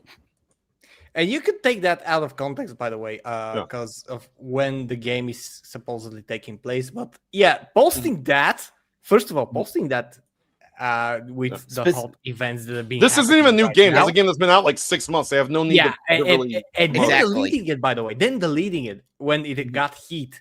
That's the worst thing. That's when you know they did it maliciously and they just got scared. Come on. I actually have a tinfoil hat moment here. Okay. Go for it. I was just gonna say, come on, guys. Let's give Bethesda the benefit of the doubt. They can't even stabilize their own games. Their social media accounts can't be stable either. Come on. Bold actions from a company that gets their games pirated within 24 hours of release. I Look, can confirm that. Starfield I can was their personally most confirm that. stable game on launch, and even that didn't do well. The thing is that Pronouns! I think that what Jay said is very correct. And when I saw that post, especially on Bethesda, I was like, okay, something is weird here. There's someone who has access to that company account who just wanted to see the world burn, and then someone with a modicum of sense caught them and tried to do damage control by deleting it. That's what I think. Because at a certain point, even the most crazy person who is hired in these companies has to know that it's not going to end well for them, especially when a few days have passed and you see all these leftist people getting fired left and right for their words, and you post that on the company account of the gaming company, and you're like, no, that has to be someone fucking around. That has to be someone who wants to see the world burn, who wants to bring heat, who wants to bring the unnecessary attention. Well, Helzo, Jose made a fantastic point about the opposition losing the culture. Yes, I mean, it's exactly. It's called a culture war for a reason, folks. And the whole murderous political assassination of Charlie Kirk is living proof that there is a warfare element of the culture war. I described it as the culture war going hot, and my prediction is that there would have been a retaliation by now. Thankfully, there has not been. And I personally thought that it would have completely spiraled out of control because, look, when you see a superpower that's, shaking, you expect it to collapse. Rome, the Mongols, the USSR. I expect the same of the USA, personally. Everyone has their time to shine. Every sun rises and every sun sets, unless you're Japan, will just drop a sun on you.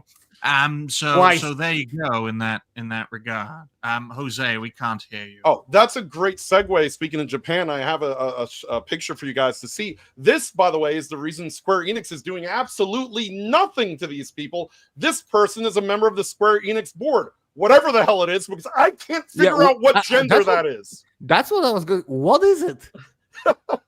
That's Stephen Colbert physiognomy right there. Its gender is That's ugly. Stephen Colbert after going through a lemon slicer. Guys, that's Charlie Kirk. If he was a leftist, he'd still be alive. That's too accurate. But no, entirely too accurate. But this person is on the board at Square Enix, and he's sharing all of these anti-Charlie Kirk posts, essentially claiming that Kirk deserved it. Which, by the way, it's funny. The same people who tell you that a woman doesn't deserve it if she wears a short skirt at the club are now saying Charlie Kirk deserved it for saying words at a college campus, interestingly enough. But this is why your Japanese RPGs are being inundated with body A, body B, Democrat socialist storylines, and transsexual voice actors playing biological females. This is why. I don't remember which. There's also been an interesting development as well, which I'd like to add to the stage, if I may. I think Helzo provided this as context. Apparently, the assassin in question confessed to his friends in a Discord chat shortly before turning himself in. Therefore, we need an online safety act to monitor everything you're talking about, because we could catch an assassin earlier. Digny, by the way, it gets worse because prior to this, they actually said that Discord had no logs of him confessing to anything. So Discord lied to the American government before this came out. Therein lies part of the problem. Why don't we get the perspective of our special guest? I mean, we've gotten his perspective on the previous topics, and they've tended to be bangers, especially for the deaf audience. But before we do that, thank you to Dash Attack, the official host and the official founder of Dash Attack's Old White Road, because he likes them old, and he likes them white, and he likes to be roaded. Dash Attack for the $1.99 saying, dump Bethesda and Gay Pass. Well, I'll tell you this, Dash. Unlike my mentor who was homophobic, I'm pro-gay. That's why I gave his show to you. Because I'm pro-gay. There we go. But let's get the common nerd's perspective on all this, especially this, breaking news thing. I mean, as far as like we'd heard like this stuff like the first couple of days. Like all this is confirming what we heard a few days ago, that this was one of the first things, at least I'd heard about anyway, was that he had confessed in Discord shortly after it all had gone down. So like this isn't a shocker there. And wow, color me shocked. Discord lied about having any evidence of this. Oh, you mean kind of like Discord's denied every other nasty, rotten thing that's gone on their platform, except for all of the Yahtzees. We gotta ban those. So like, color me shocked there. Video game culture is just as infested with psychopaths as every other infested culture out there. It's like, I've called it the spirit of the age for a long time, and that's something I got, I believe, from I'm having to bring Steve Dace. I believe he's one of the first ones I heard use that term, was spirit of the age, because at the end of the day, that's what it is, right? People want to call it woke culture and stuff like that. Woke culture is just the latest evidence of political correctness that we called it back in the 90s. I remember when Bill Maher was an actual moderate, he had a show called Politically Incorrect, right? That's what I cut my teeth on politics watching that show back when it was on late night ABC, back when I probably should have been up that lately, listening to our dear sweet, Iago talk about how small Napoleon's penis was. Like back when that was kind of sanity, and that was political incorrectness back then, right? Boy, how far things have come now. So spirit of the age, I think, is a much better term for it, because it doesn't just go after Hollywood, right? It's infected all of your major institutions out there, whether it be the FBI, the CIA, name your favorite 3-letter agency from the government, or name, you could talk about all of your favorite private organizations, whether it be the NRA or whether it be, the ACLU or gaming or any of the rest of this stuff. These people went into this stuff because they didn't care about it. All it ever was a purpose to push their own personal political agenda. These people never cared about our fandoms.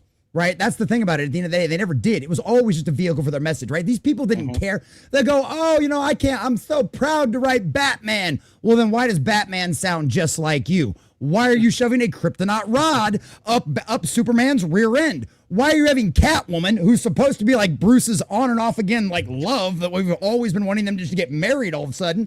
Why is she dressing him down, saying by doing the things the way I'm doing them and letting little criminal stuff go on? Why is it I'm doing a better job of cleaning up Gotham than you ever could? Why is it that the most hated Batman in history, or hated Robin in history, right? His son is the only one in the room to defend him, while Nightwing and Batgirl and all the rest of these other people the rest of the Bat family's standing there, and the most hated Robin is the only one that's standing up going, no, my dad's right. All of you are idiots. Criminals deserve to be punished, right?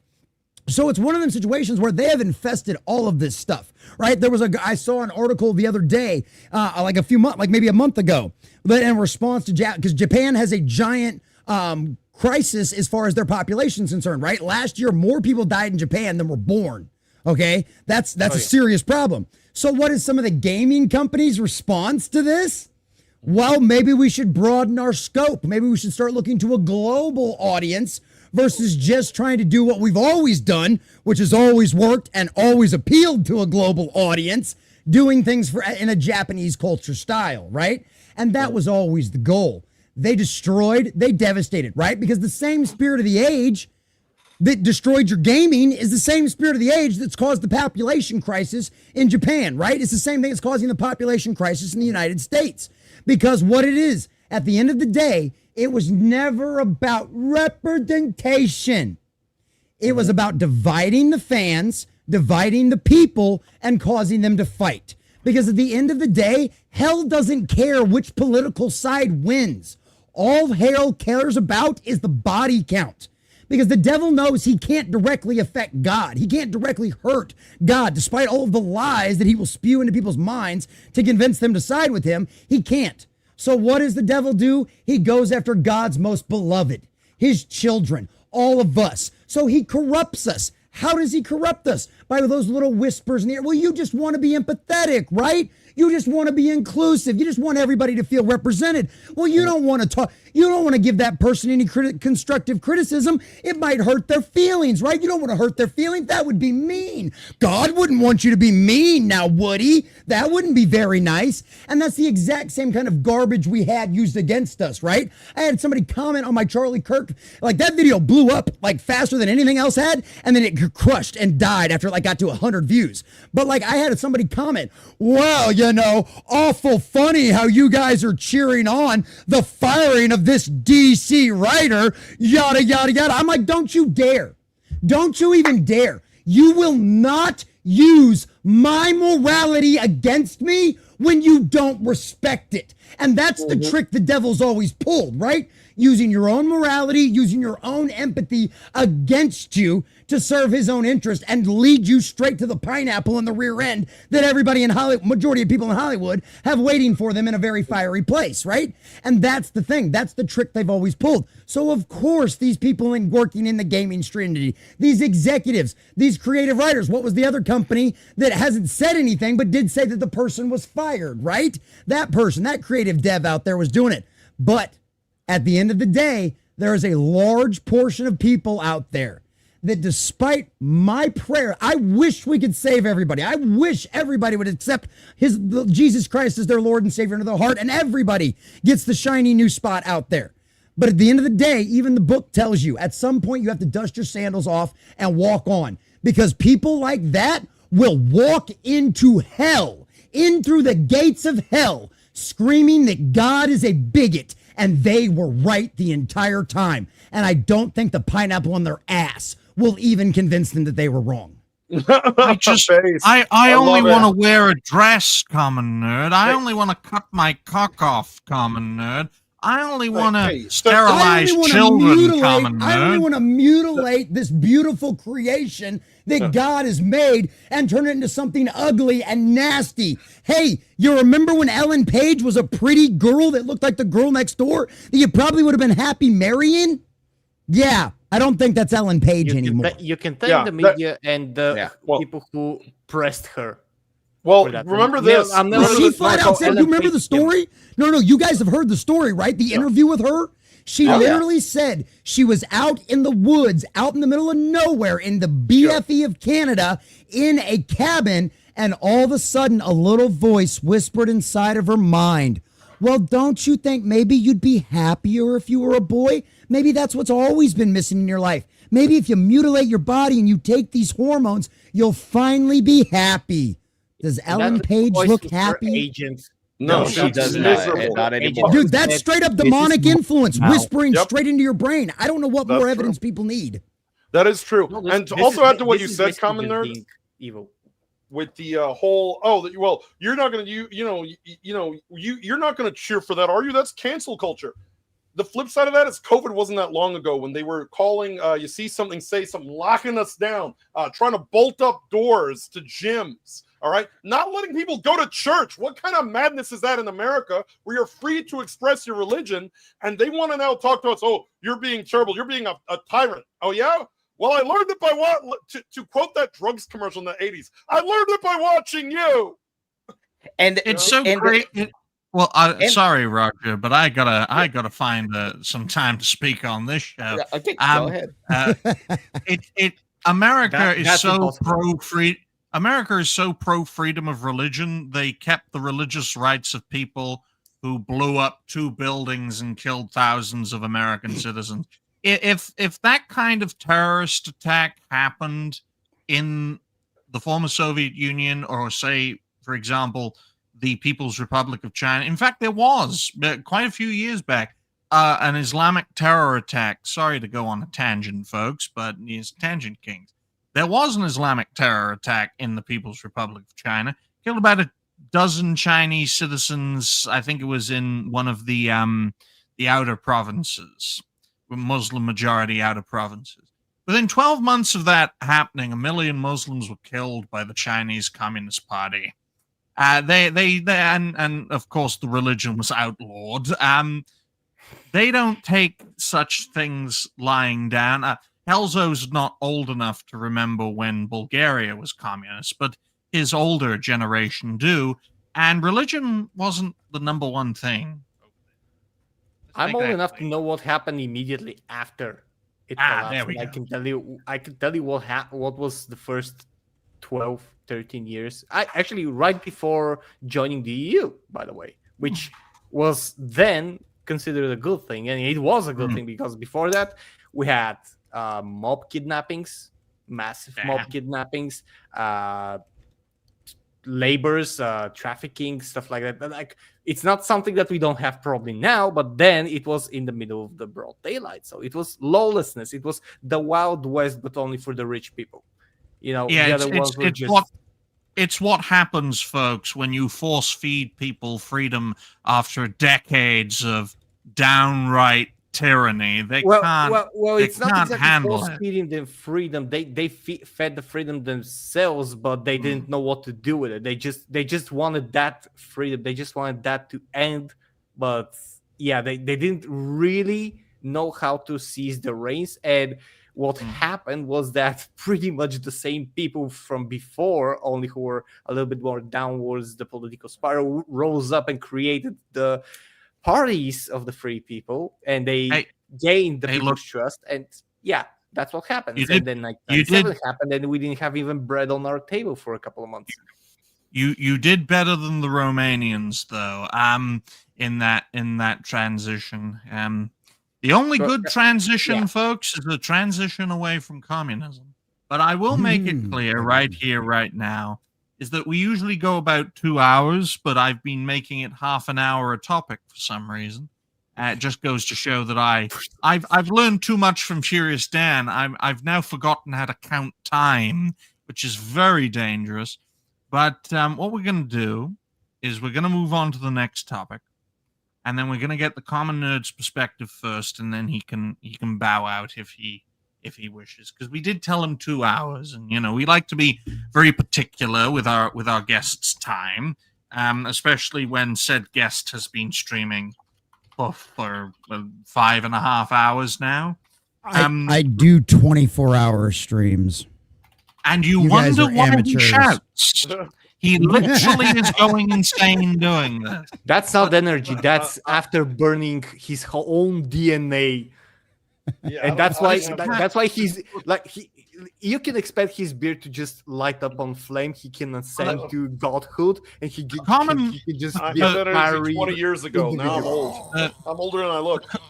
The Fire common Lord. nerd, the common nerd has that content creation madness that isn't destroying him. Okay, that's the thing folks need to understand. I wish we could have more of that. I wish Dash could speak like that. I wish Roger, because I see when Roger talks, folks, he has to stare into space. You think I don't notice, but I do, especially as a cartoon. I never blink. Okay. Technically, my mouth doesn't move either, so I'm probably the world's best ventriloquist. But 2.4, I'll write that down for a solid confirmed hour. dignified cartoon gentleman has a hand up his butt. That's just not been confirmed. I want to let you all know that. Well, I gotta write something to appeal to the algorithm. 1 hour, 47 minutes, and 30 seconds. He and Dash got something in common. Oh, damn. 2.4 is Helldivers 2 Lockdown as Reddit gets searched by the FBI. Now, this is also part of the overarching theme of today's. It's very interesting because apparently the engravings or paintings, one of those on the bullets that was used to shoot, the hell bomb symbol. They had all sorts of different statements on there, and it got related to Helldivers 2, and now you've got these 3-letter agencies just combing through the game and combing through Reddit in relation to the game to find any evidence they have, any evidence that they could possibly have to link the murderer. Folks, he's gonna be a fucking show trial. He's done. He's going to be executed. Hopefully, I just wish he's done. Hopefully he's done, because you know what happened to the train stabber. Yeah. Yeah. Somebody said they should make him wear his fursuit as they execute him. But that's the interest. I just want it live streamed. That's all. Yes. Well, the interesting thing about this topic, though, is the fact that these conversations that took place on Reddit, the fact that these statements were on or phrases rather, were on the bullets. It raises suspicion. It raises questions, and it only gives the authorities even more of an excuse to fiddle where they do not belong, because we must make sure a Charlie Kirk assassination never happens again, you radical leftist trash, and we are going to purge you from every space you're in to ensure you never do that again. But I think what we'll do is we'll get Jose's perspective first to lay some more groundwork. Then we'll get the common nerd's perspective. After. Well, unfortunately, this weirdo put a code, a Helldiver's code on one of the bullets. And we know that he was big on gaming. His Steam profiles come out. He played a lot of erotic furry games, which, by the way, just as an aside, gives Visa and MasterCard all the justification they need about those adult-rated games now, doesn't it? Isn't that convenient? But here's the problem. Whether it's World of Warcraft, whether it's ESO, whether it's Helldivers, there's a thing that's sort of known that a lot of these terrorist cell types operate and discuss in the game space because of the fact that the three-letter agencies aren't going to come in there and go looking. Who the hell is worried about what's going on Helldivers? Well, now they are. And this is going to be a big problem for everybody. As I said previously a little while ago, this is the standard they've now walked through is, oh, well, now the games industry has to be micromanaged. Now they have to be scrutinized. Now we have to see what people are saying in Discord channels. Now we have to see what people are saying in game chats. Next thing you know, you can't, throw the spicy shit talk that you were able to do on Call of Duty and Halo for years and years and years and years. Look, I remember being on a Halo chat where somebody told somebody, "Oh, can you be quiet? My kids are here." And he said that make sure they wear the assless chaps when I come over. I mean, that's the type of trash talk that used to be in these chat rooms. Now you're gonna have people listening in, eavesdropping from the government, taking it quite literally at every turn. That's the end of sort of that gamer culture. This is the beginning of the end. As I said, that game. Well, that gamer, you see, because I'm listening in and taking in all that information. Is it a female gamer? Is it that female gamer? This female gamer, by saying that, could be a future child sex offender, Jose, and we have to owe it to the children. It's making me ill just saying this. I'm like, I don't know where this just went, but this went to a real dark place. Bible study Sundays, 2 p.m. Central Standard Time. Don't miss it. For the children, we must protect the Always children from this. When dying. We must protect the children from this future child sex offender because he made the statement you referred to, Jose, as I nearly die, DEI style, by making that statement. But go ahead, Jose. Well, I mean, here's the thing at the end of the day. These people are going to come in here. They're going to, take everything that this guy did with a microscope, just like Columbine. Look, I'm old enough to remember Columbine. They were worried about Matrix movies. They were worried about Marilyn Manson CDs. They were worried about Doom. They were worried about Mortal Kombat. They were worried about Night Trap. Any game that this kid owned, these kids, Claybold and Harris, was put under a microscope. The same thing is going to happen now with this Charlie Kirk thing. And here's the problem. Just because he's on the left doesn't mean he doesn't like some of the same things we all like in the gaming and culture space. It's just going to give them the ammo they need to regulate on these things. And America is the last domino. Once that domino falls, because Europe wants to mandate video game control, UK certainly does. Australia definitely does with the collective shout controversy. These people are now going to be in our business at all times. You even make a spicy joke, you might get a knock at the door, because we have to make sure, as Digny knows, that there's no further Charlie Kirks. But also now you have the other side, as we were talking about Hassan earlier. Hassan, I fear for my life. So now it's going to be like all this type of speech, regardless of where it is on the political map, might get you in trouble on a video game. So that's, I think, where we're headed right now. All righty then. Well, the common nerd, what do you make of this situation? Well, I think my favorite thing to come out of this whole story situation is here. This once again proves beyond a shadow of a doubt that the media are idiots and morons. Because I remember when Helldivers came out that, oh my God, it's a far-right extremist game. It's just a bunch of man bros out there, a bunch of MAGA freaks that are playing this game. Well, I, for one, as a member of the Helldivers community, I would like to say you to the mainstream media, because guess what? You were wrong. We are a very opening and welcoming community. We even allow insane gay furries who like to justify their homosexuality because their boyfriend's going to cut his testicles off. So it's one of those situations where if nothing else, at least we're going to get that out of the whole situation.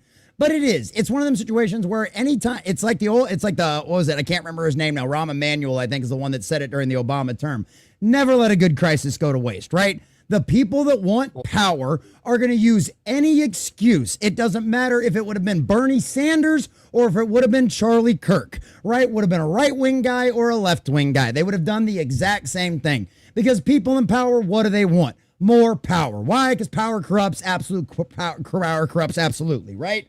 And that's what they want. They're going to use this as an excuse to monitor and further push their direction towards a Chinese communist state, to where you have a social credit score. They monitor everything you do. And if you say something that doesn't fall in line with the spirit of the age, you will be docked for it, right? And that's the idea. And that's what this is going to give them an excuse.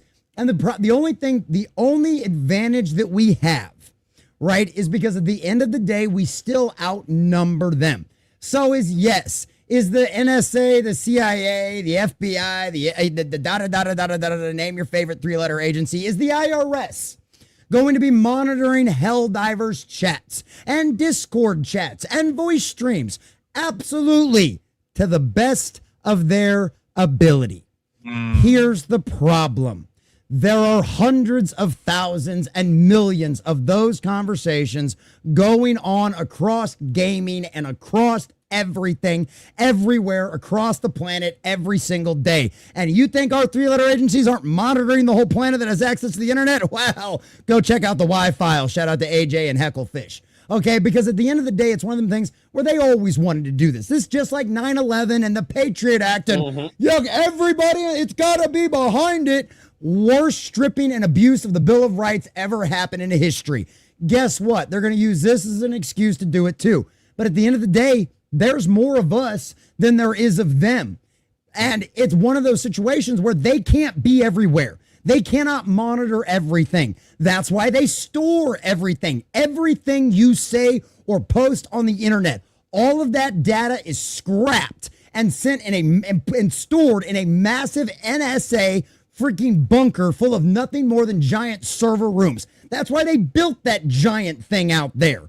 Okay, and so they can go in there and they can look for things all of the time and pull stuff out. That's what Edward Snowden exposed with Prism and all of the rest of that kind of stuff.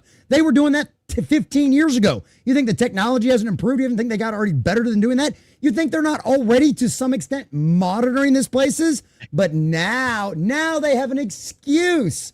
Now they have an excuse to justify it to the Pfizer court and everybody else out there as to why we were monitoring all these people. And at the end of the day, it all comes back to, if you truly believe in freedom, it doesn't matter if you're a fan of Charlie Kirk or if you're a fan of Hassan, you cannot allow this. Because what did Benjamin Franklin tell all of us when we started this insane experiment that has become the most functioning and most free society on the planet of the United States of America? A republic, if you can keep it. Because if we sacrifice our liberty for more security, it doesn't matter if it's the security of Charlie Kirk's or if it's the security of Hassan's. At the end of the day, we will lose it all. And that's what we all have to be aware of. Like I said, they want to divide us. They want to get us fighting. Well, it's okay because we're doing it in response to Charlie Kirk's death. No, it is never okay for the government to take more power or monitor anyone. You are an American citizen. Despite that, even if you're not an American citizen, you are a child of God, and your given right of free speech is something bestowed to you by your creator. That's what the Bill of Rights was enshrining, was making it a government document guaranteeing your God-given rights. No king, no government can grant you those rights. They were given to you by your creator, and you should allow no government to ever take those away from you. It does not matter the form or the excuse. The common nerd is exposing my Palantir project to everyone. Look, you press on the orb and you can see everything, but something also sees you got It's three called Palantir. You got 3 precogs like in the soup, and they make a little ball come out that tells you when you committed the murder. Is that how that works? No. Apparently, there's a giant eye in the network that we can't get rid of. That's the only problem with the Palantir system at the moment. But Roger, what do you make of this topic so far? What do you make of it? Yeah, that's pretty much like what the common nerd saying, is that they're just going to use this as an excuse to try to monitor us and essentially try to say like, oh, we want to make sure that you're all safe and all that. Don't you want to be safe? It's like, I'd rather be free to be able to do what I want, say what I want. Like, yeah, whatever I say, there could be consequences, but that goes for literally everything. Like how they were talking about, why are you all so involved in cancel culture now? It's like, it's not cancel culture, it's consequence culture. It's like the whole entire saying of, well, you can't say fire in a movie theater. It's like, no, you can say it, but that doesn't mean that something ain't gonna happen for you saying that. Roger, I've named our version Charlie culture. Well, and what's funny about what's funny too about what Rogers just said made me think of is somebody tried throwing it back in Charlie Kirk's face after his death, saying, because there was a quote that was taken out of context, of course, about Charlie talking about how, like, you know, a few gun deaths are just unfortunately part of the deal. And they were like, well, I wonder if I guarantee you, if you could talk to Charlie right now, he would tell you the exact same thing. Yes, it's worth it for us to have those rights, even if some psychopath was able to take me out. I guarantee that. Yeah, but they don't want to talk with Charlie. they don't want to talk to Charlie. They made that clear.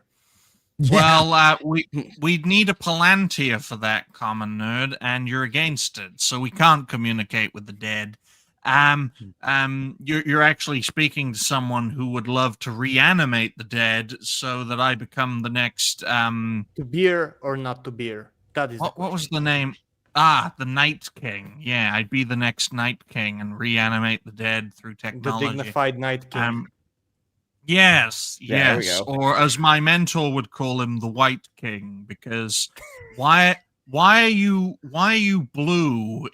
It's supposed to be white because snow, and you blend the camouflage effect, man. Well, he was blindfolded by some dryads in the past, so. That's why winter is coming, because then everything is white, and they're white walkers, they're white. And camouflage, it's a fantastic advantage. It's like modern warfare advantage during a medieval war. But they can't be white because that's racist. That's racist, Dick. No, that's racist. The White King would definitely push for white power. Yes, and that's why the whole world... He would push for a unity through one single mind and enslavement, so... And that is why on the other side.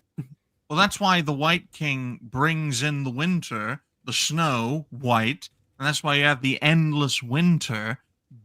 Why George Martin, I'm calling him that because he hasn't finished his book, didn't call the Night King the White King, I don't know. Why is this guy blue? He should be white. He should. Okay, that's a tangent, though. But in regards to the whole Helldivers 2 situation with the Reddit and all the comments, of course, censorship is going to become more prevalent in our society. This is around the inflection point, about 10, 20 years after the fact, when governments understand the innovation, and here comes the regulation. Okay? They're going to try and do...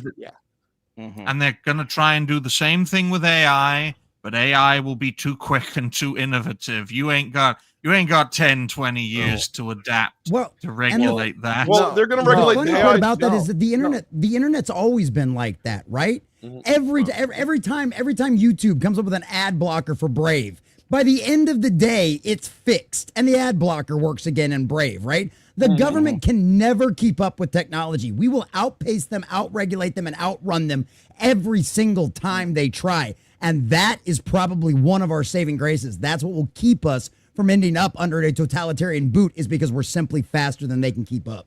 That's correct. Until they delegate power to a To a very machine. advanced AI. Well, I will say, because that's what they're gonna do. I will by say the way. this on the AI. I just received news while we were doing this show that the left are now making AI deepfakes of Charlie Kirk's widow.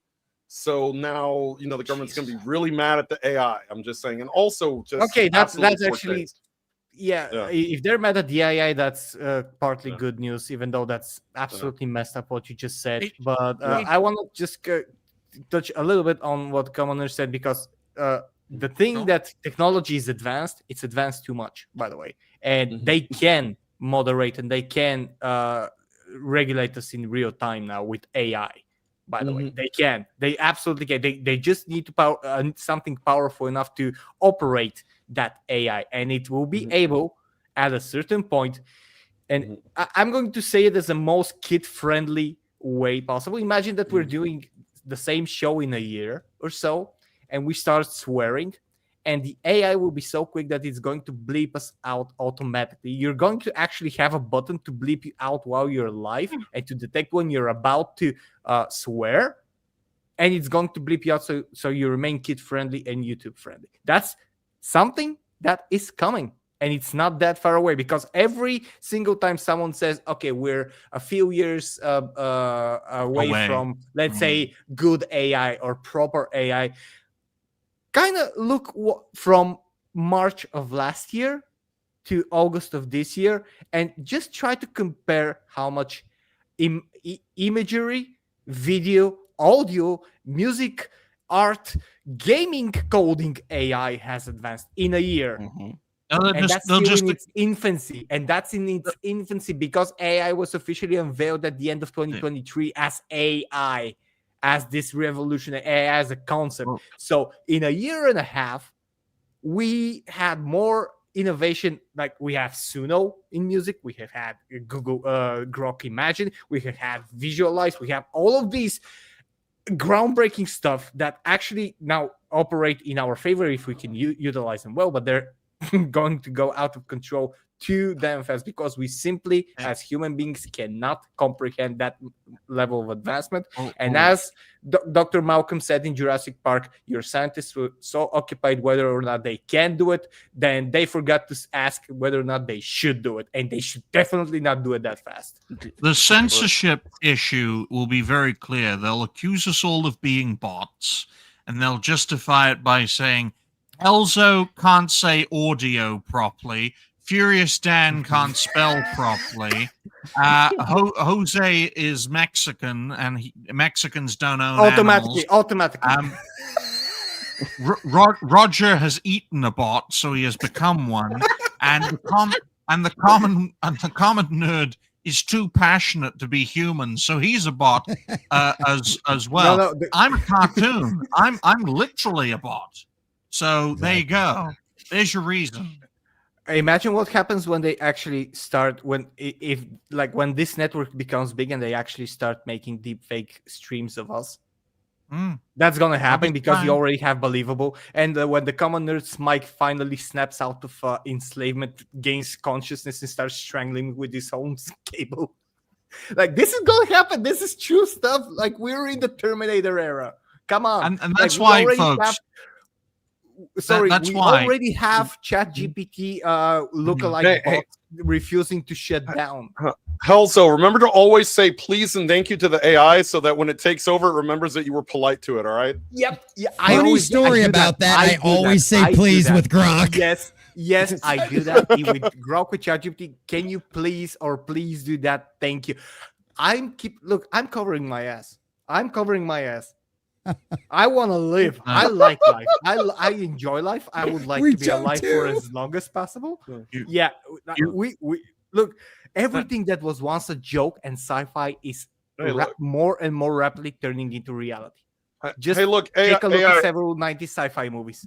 AI, if you were watching this video, please spare me. Most of the games I play are RPGs that take about 60, 80 hours per game. I've got a backlog of like 140. I want to live long enough to finish most of those. Please, thank you. I want you guys to. None of us are going to live feel- long enough to finish our backlog. I'm This going is to make true. this very clear to you guys to make sure that a network show never gets deep faked. You'll know a network deep faked show if it has any diversity in it. I mean, any real diversity in it. So if we have a black panelist or, God forbid, a black regular, that's fake. Okay. Okay. Oh, there he is with his hat. There we go. It's the only good picture. It's the only good picture I have of Jose is with his hat, because I lost the original one where he was staring to the right. But I think that puts a nice bow on. Well, I this like the one topic. where you put the yarmulke on my head, because that makes me safe too. But I had to do that because there was a little part of your head cut out, and when I find people, that is foreshadowing. no, that is what I don't every want to be the time- next one, Digny. Every time I find an image of someone whose head is not fully in frame, I put a Jew hat on them just to tell them, right? Put your head fully in frame, or I'm going to do this. Even if you're wearing a hat, I'm going to put a hat on top of you, okay? So on that note, ladies and gentlemen, future plan, solid conclusion, 2 hours, 10 minutes, and 30 seconds. And we're going to start off with the official host and the official founder of the third iteration of Tangent Kings. Helzo, what have you got coming up? I've got coming up videos. As things are stable with me, with the cats and everything, I can finally return to focusing more on content creation, streaming Silk Song, preparing a song for a Warhammer 40k project together with actually Waiko from the chat, who's, by the way, amazing at making very, very nice tracks. And we're going to have something very, very soon, I gather. And it's going to be for the third episode of the Valkyrie Down project, which is an amazing Warhammer 40k project audio novel. Other than that, streaming videos, covering topics, covering stuff that interests me, and trying to grow. I see that I've gained a few subs in this stream, which I have a lot of people to thank for. Thank you very much. And I do hope that more and more come, because I do want to make this my full-time job, my full-time thing, to regain my 9 hours from my corporate job, to start working on my second and third channel as well, and of course raise more and more for homeless animals. As Digny said, we do have a homeless cats and dogs situation in Bulgaria, and I do want to at least give them a chance to survive another winter. It's a lot better than my plan to feed North Korea, folks. Yeah, go and check out. They're equally starving, so yeah. Yes. I mean, my attempt to solve two birds or two problems with one stone. Can't say two birds with one stone. The North Koreans have eaten all the birds. But my plan was to send all the disposable animals in the West to North Korea so that they can feed themselves. But Roger, speaking of a man who's eaten a few cats in his day, what are your future plans? I take offense to that remark, but anyway, future plans. Well, like I do on every Monday, I'll be playing some D&D over on the my D&D channel for Country Time Pop, Rustic Rollers. And as for stuff later on, I am currently in the midst of trying to do a revival of Country Time Pop to basically kind of create it to be like the old school, like Geeks and Gamers was, where they would talk about just different pop cultural topics and all that stuff, while my own personal channel would just be me just doing like video game streams or whatnot. But Yeah, that's the one thing that I can say that despite everything that did happen to Charlie, God rest his soul, is that the fact that I'm glad that there are more and more people that are starting to stand up and said that I'm going to make my voice heard. And that's exactly what I've done. That's one of the big reasons why I fully stopped embracing the identity of Kai Schwarzer, my VTuber model, and just decided to go for myself. And yes, like I stated in my video that I got pinned over on my X, I will make my voice heard, and nobody is going to stop me from doing such. You see, folks, the network created his own ass, and he'll never go on a diet, okay? Damn. Okay, folks? This is what the network does. When we can't get someone on, we turn someone into that someone and make slight alterations. I am the chat GPT of content creation. I just find someone, few changes here and there, and make it so it's something new. What about our special guest, the Common Nerd? What do you have coming up, you lunatic Doctor Who fan?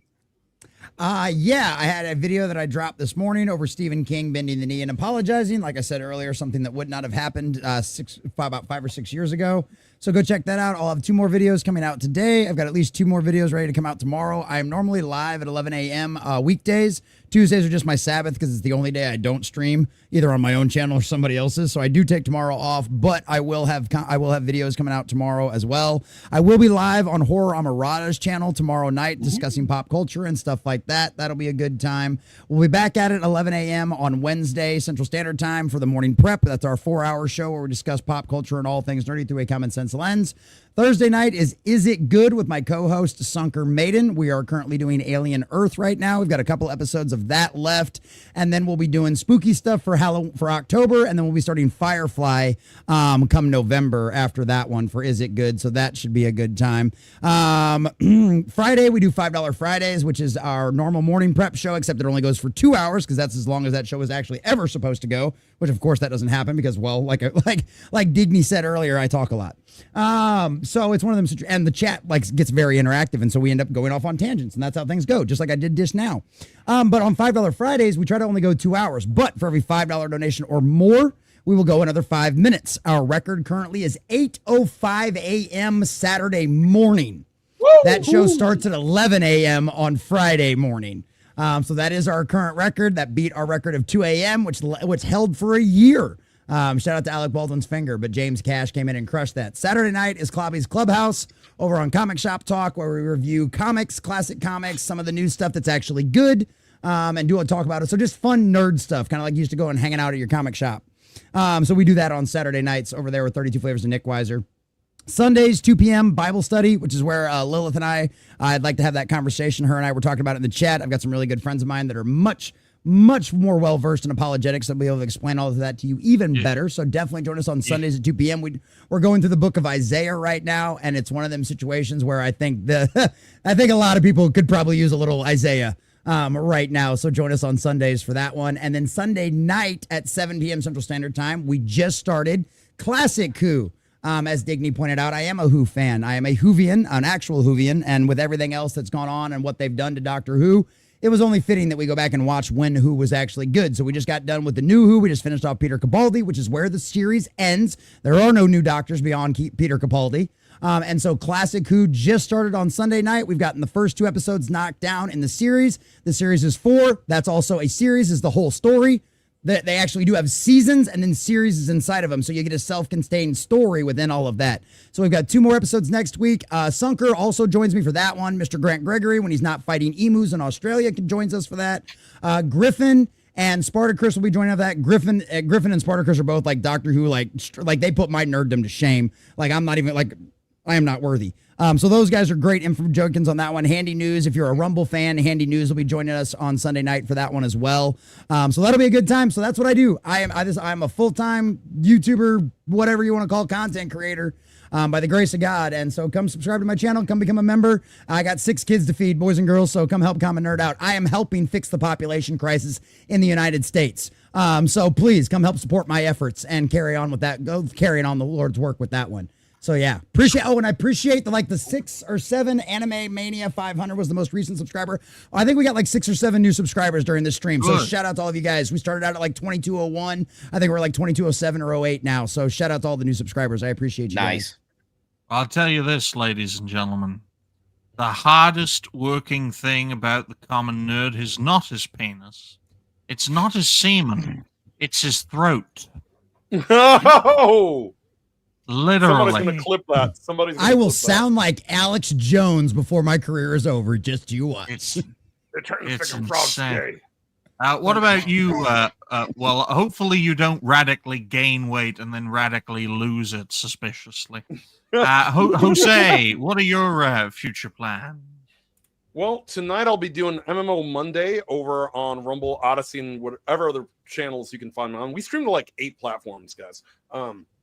But yeah, we're about 3 away from 2,000 on Rumble, so go ahead and give me a follow over there. We're canceled this podcast on Rumble. Nice. So we're making it. We're making headway, not because of Rumble, but in spite of Rumble. Because I like I say, we're too cool for YouTube. We're too raunchy for Rumble. We have the show Thursday nights, 11:15 p.m. Eastern Standard Time every week.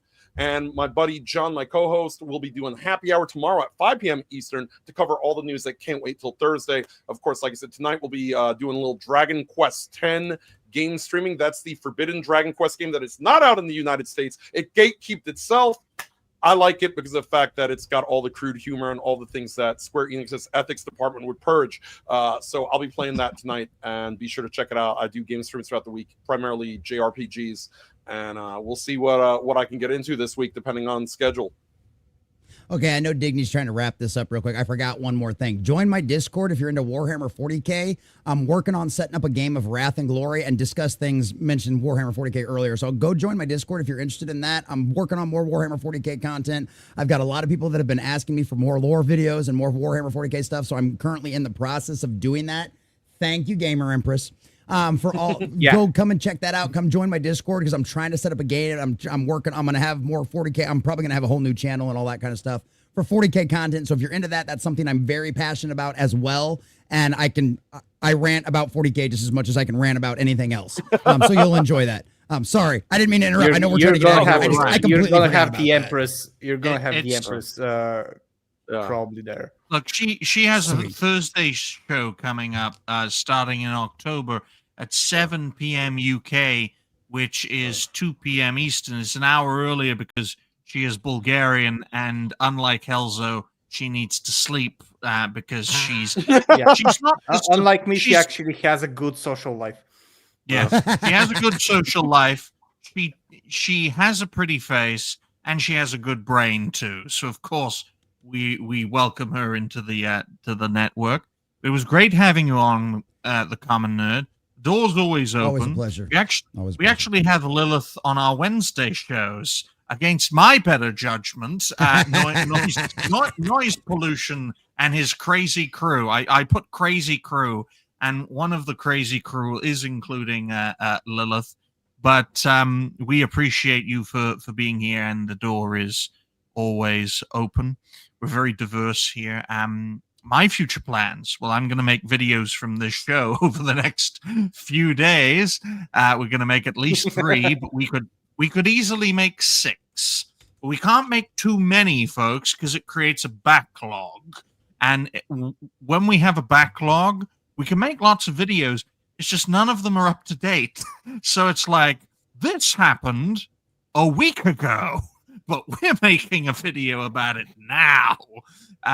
Like the Charlie Kirk assassination, that was about 2-3 days late to a video, and that was off 3 videos a day. So yeah, so check out the Dignified Cartoon Gentleman. I'm at 107 subscribers now. We got nearly 500 views yesterday, which got us over the 100 subscriber milestone, which is absolutely insane for a channel of my size.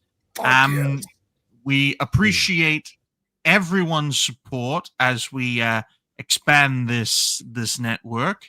And we're always looking for more people. So thank you all very much for watching. If you haven't already, like the stream, share the stream, go and subscribe to Helzo, who's the network host for this stream. You can check out myself. You can check out Roger over at Country Time Pop and his collaborative channel. Of course, you can check out the Common Nerd at the Common Nerd, and you can check out Jose on Rumble over at Cancel This Podcast. So until next time, ladies and gentlemen, and all the socially acceptable groups, bye for now, See ya, social people. So it's just ladies and gentlemen then. Gotcha.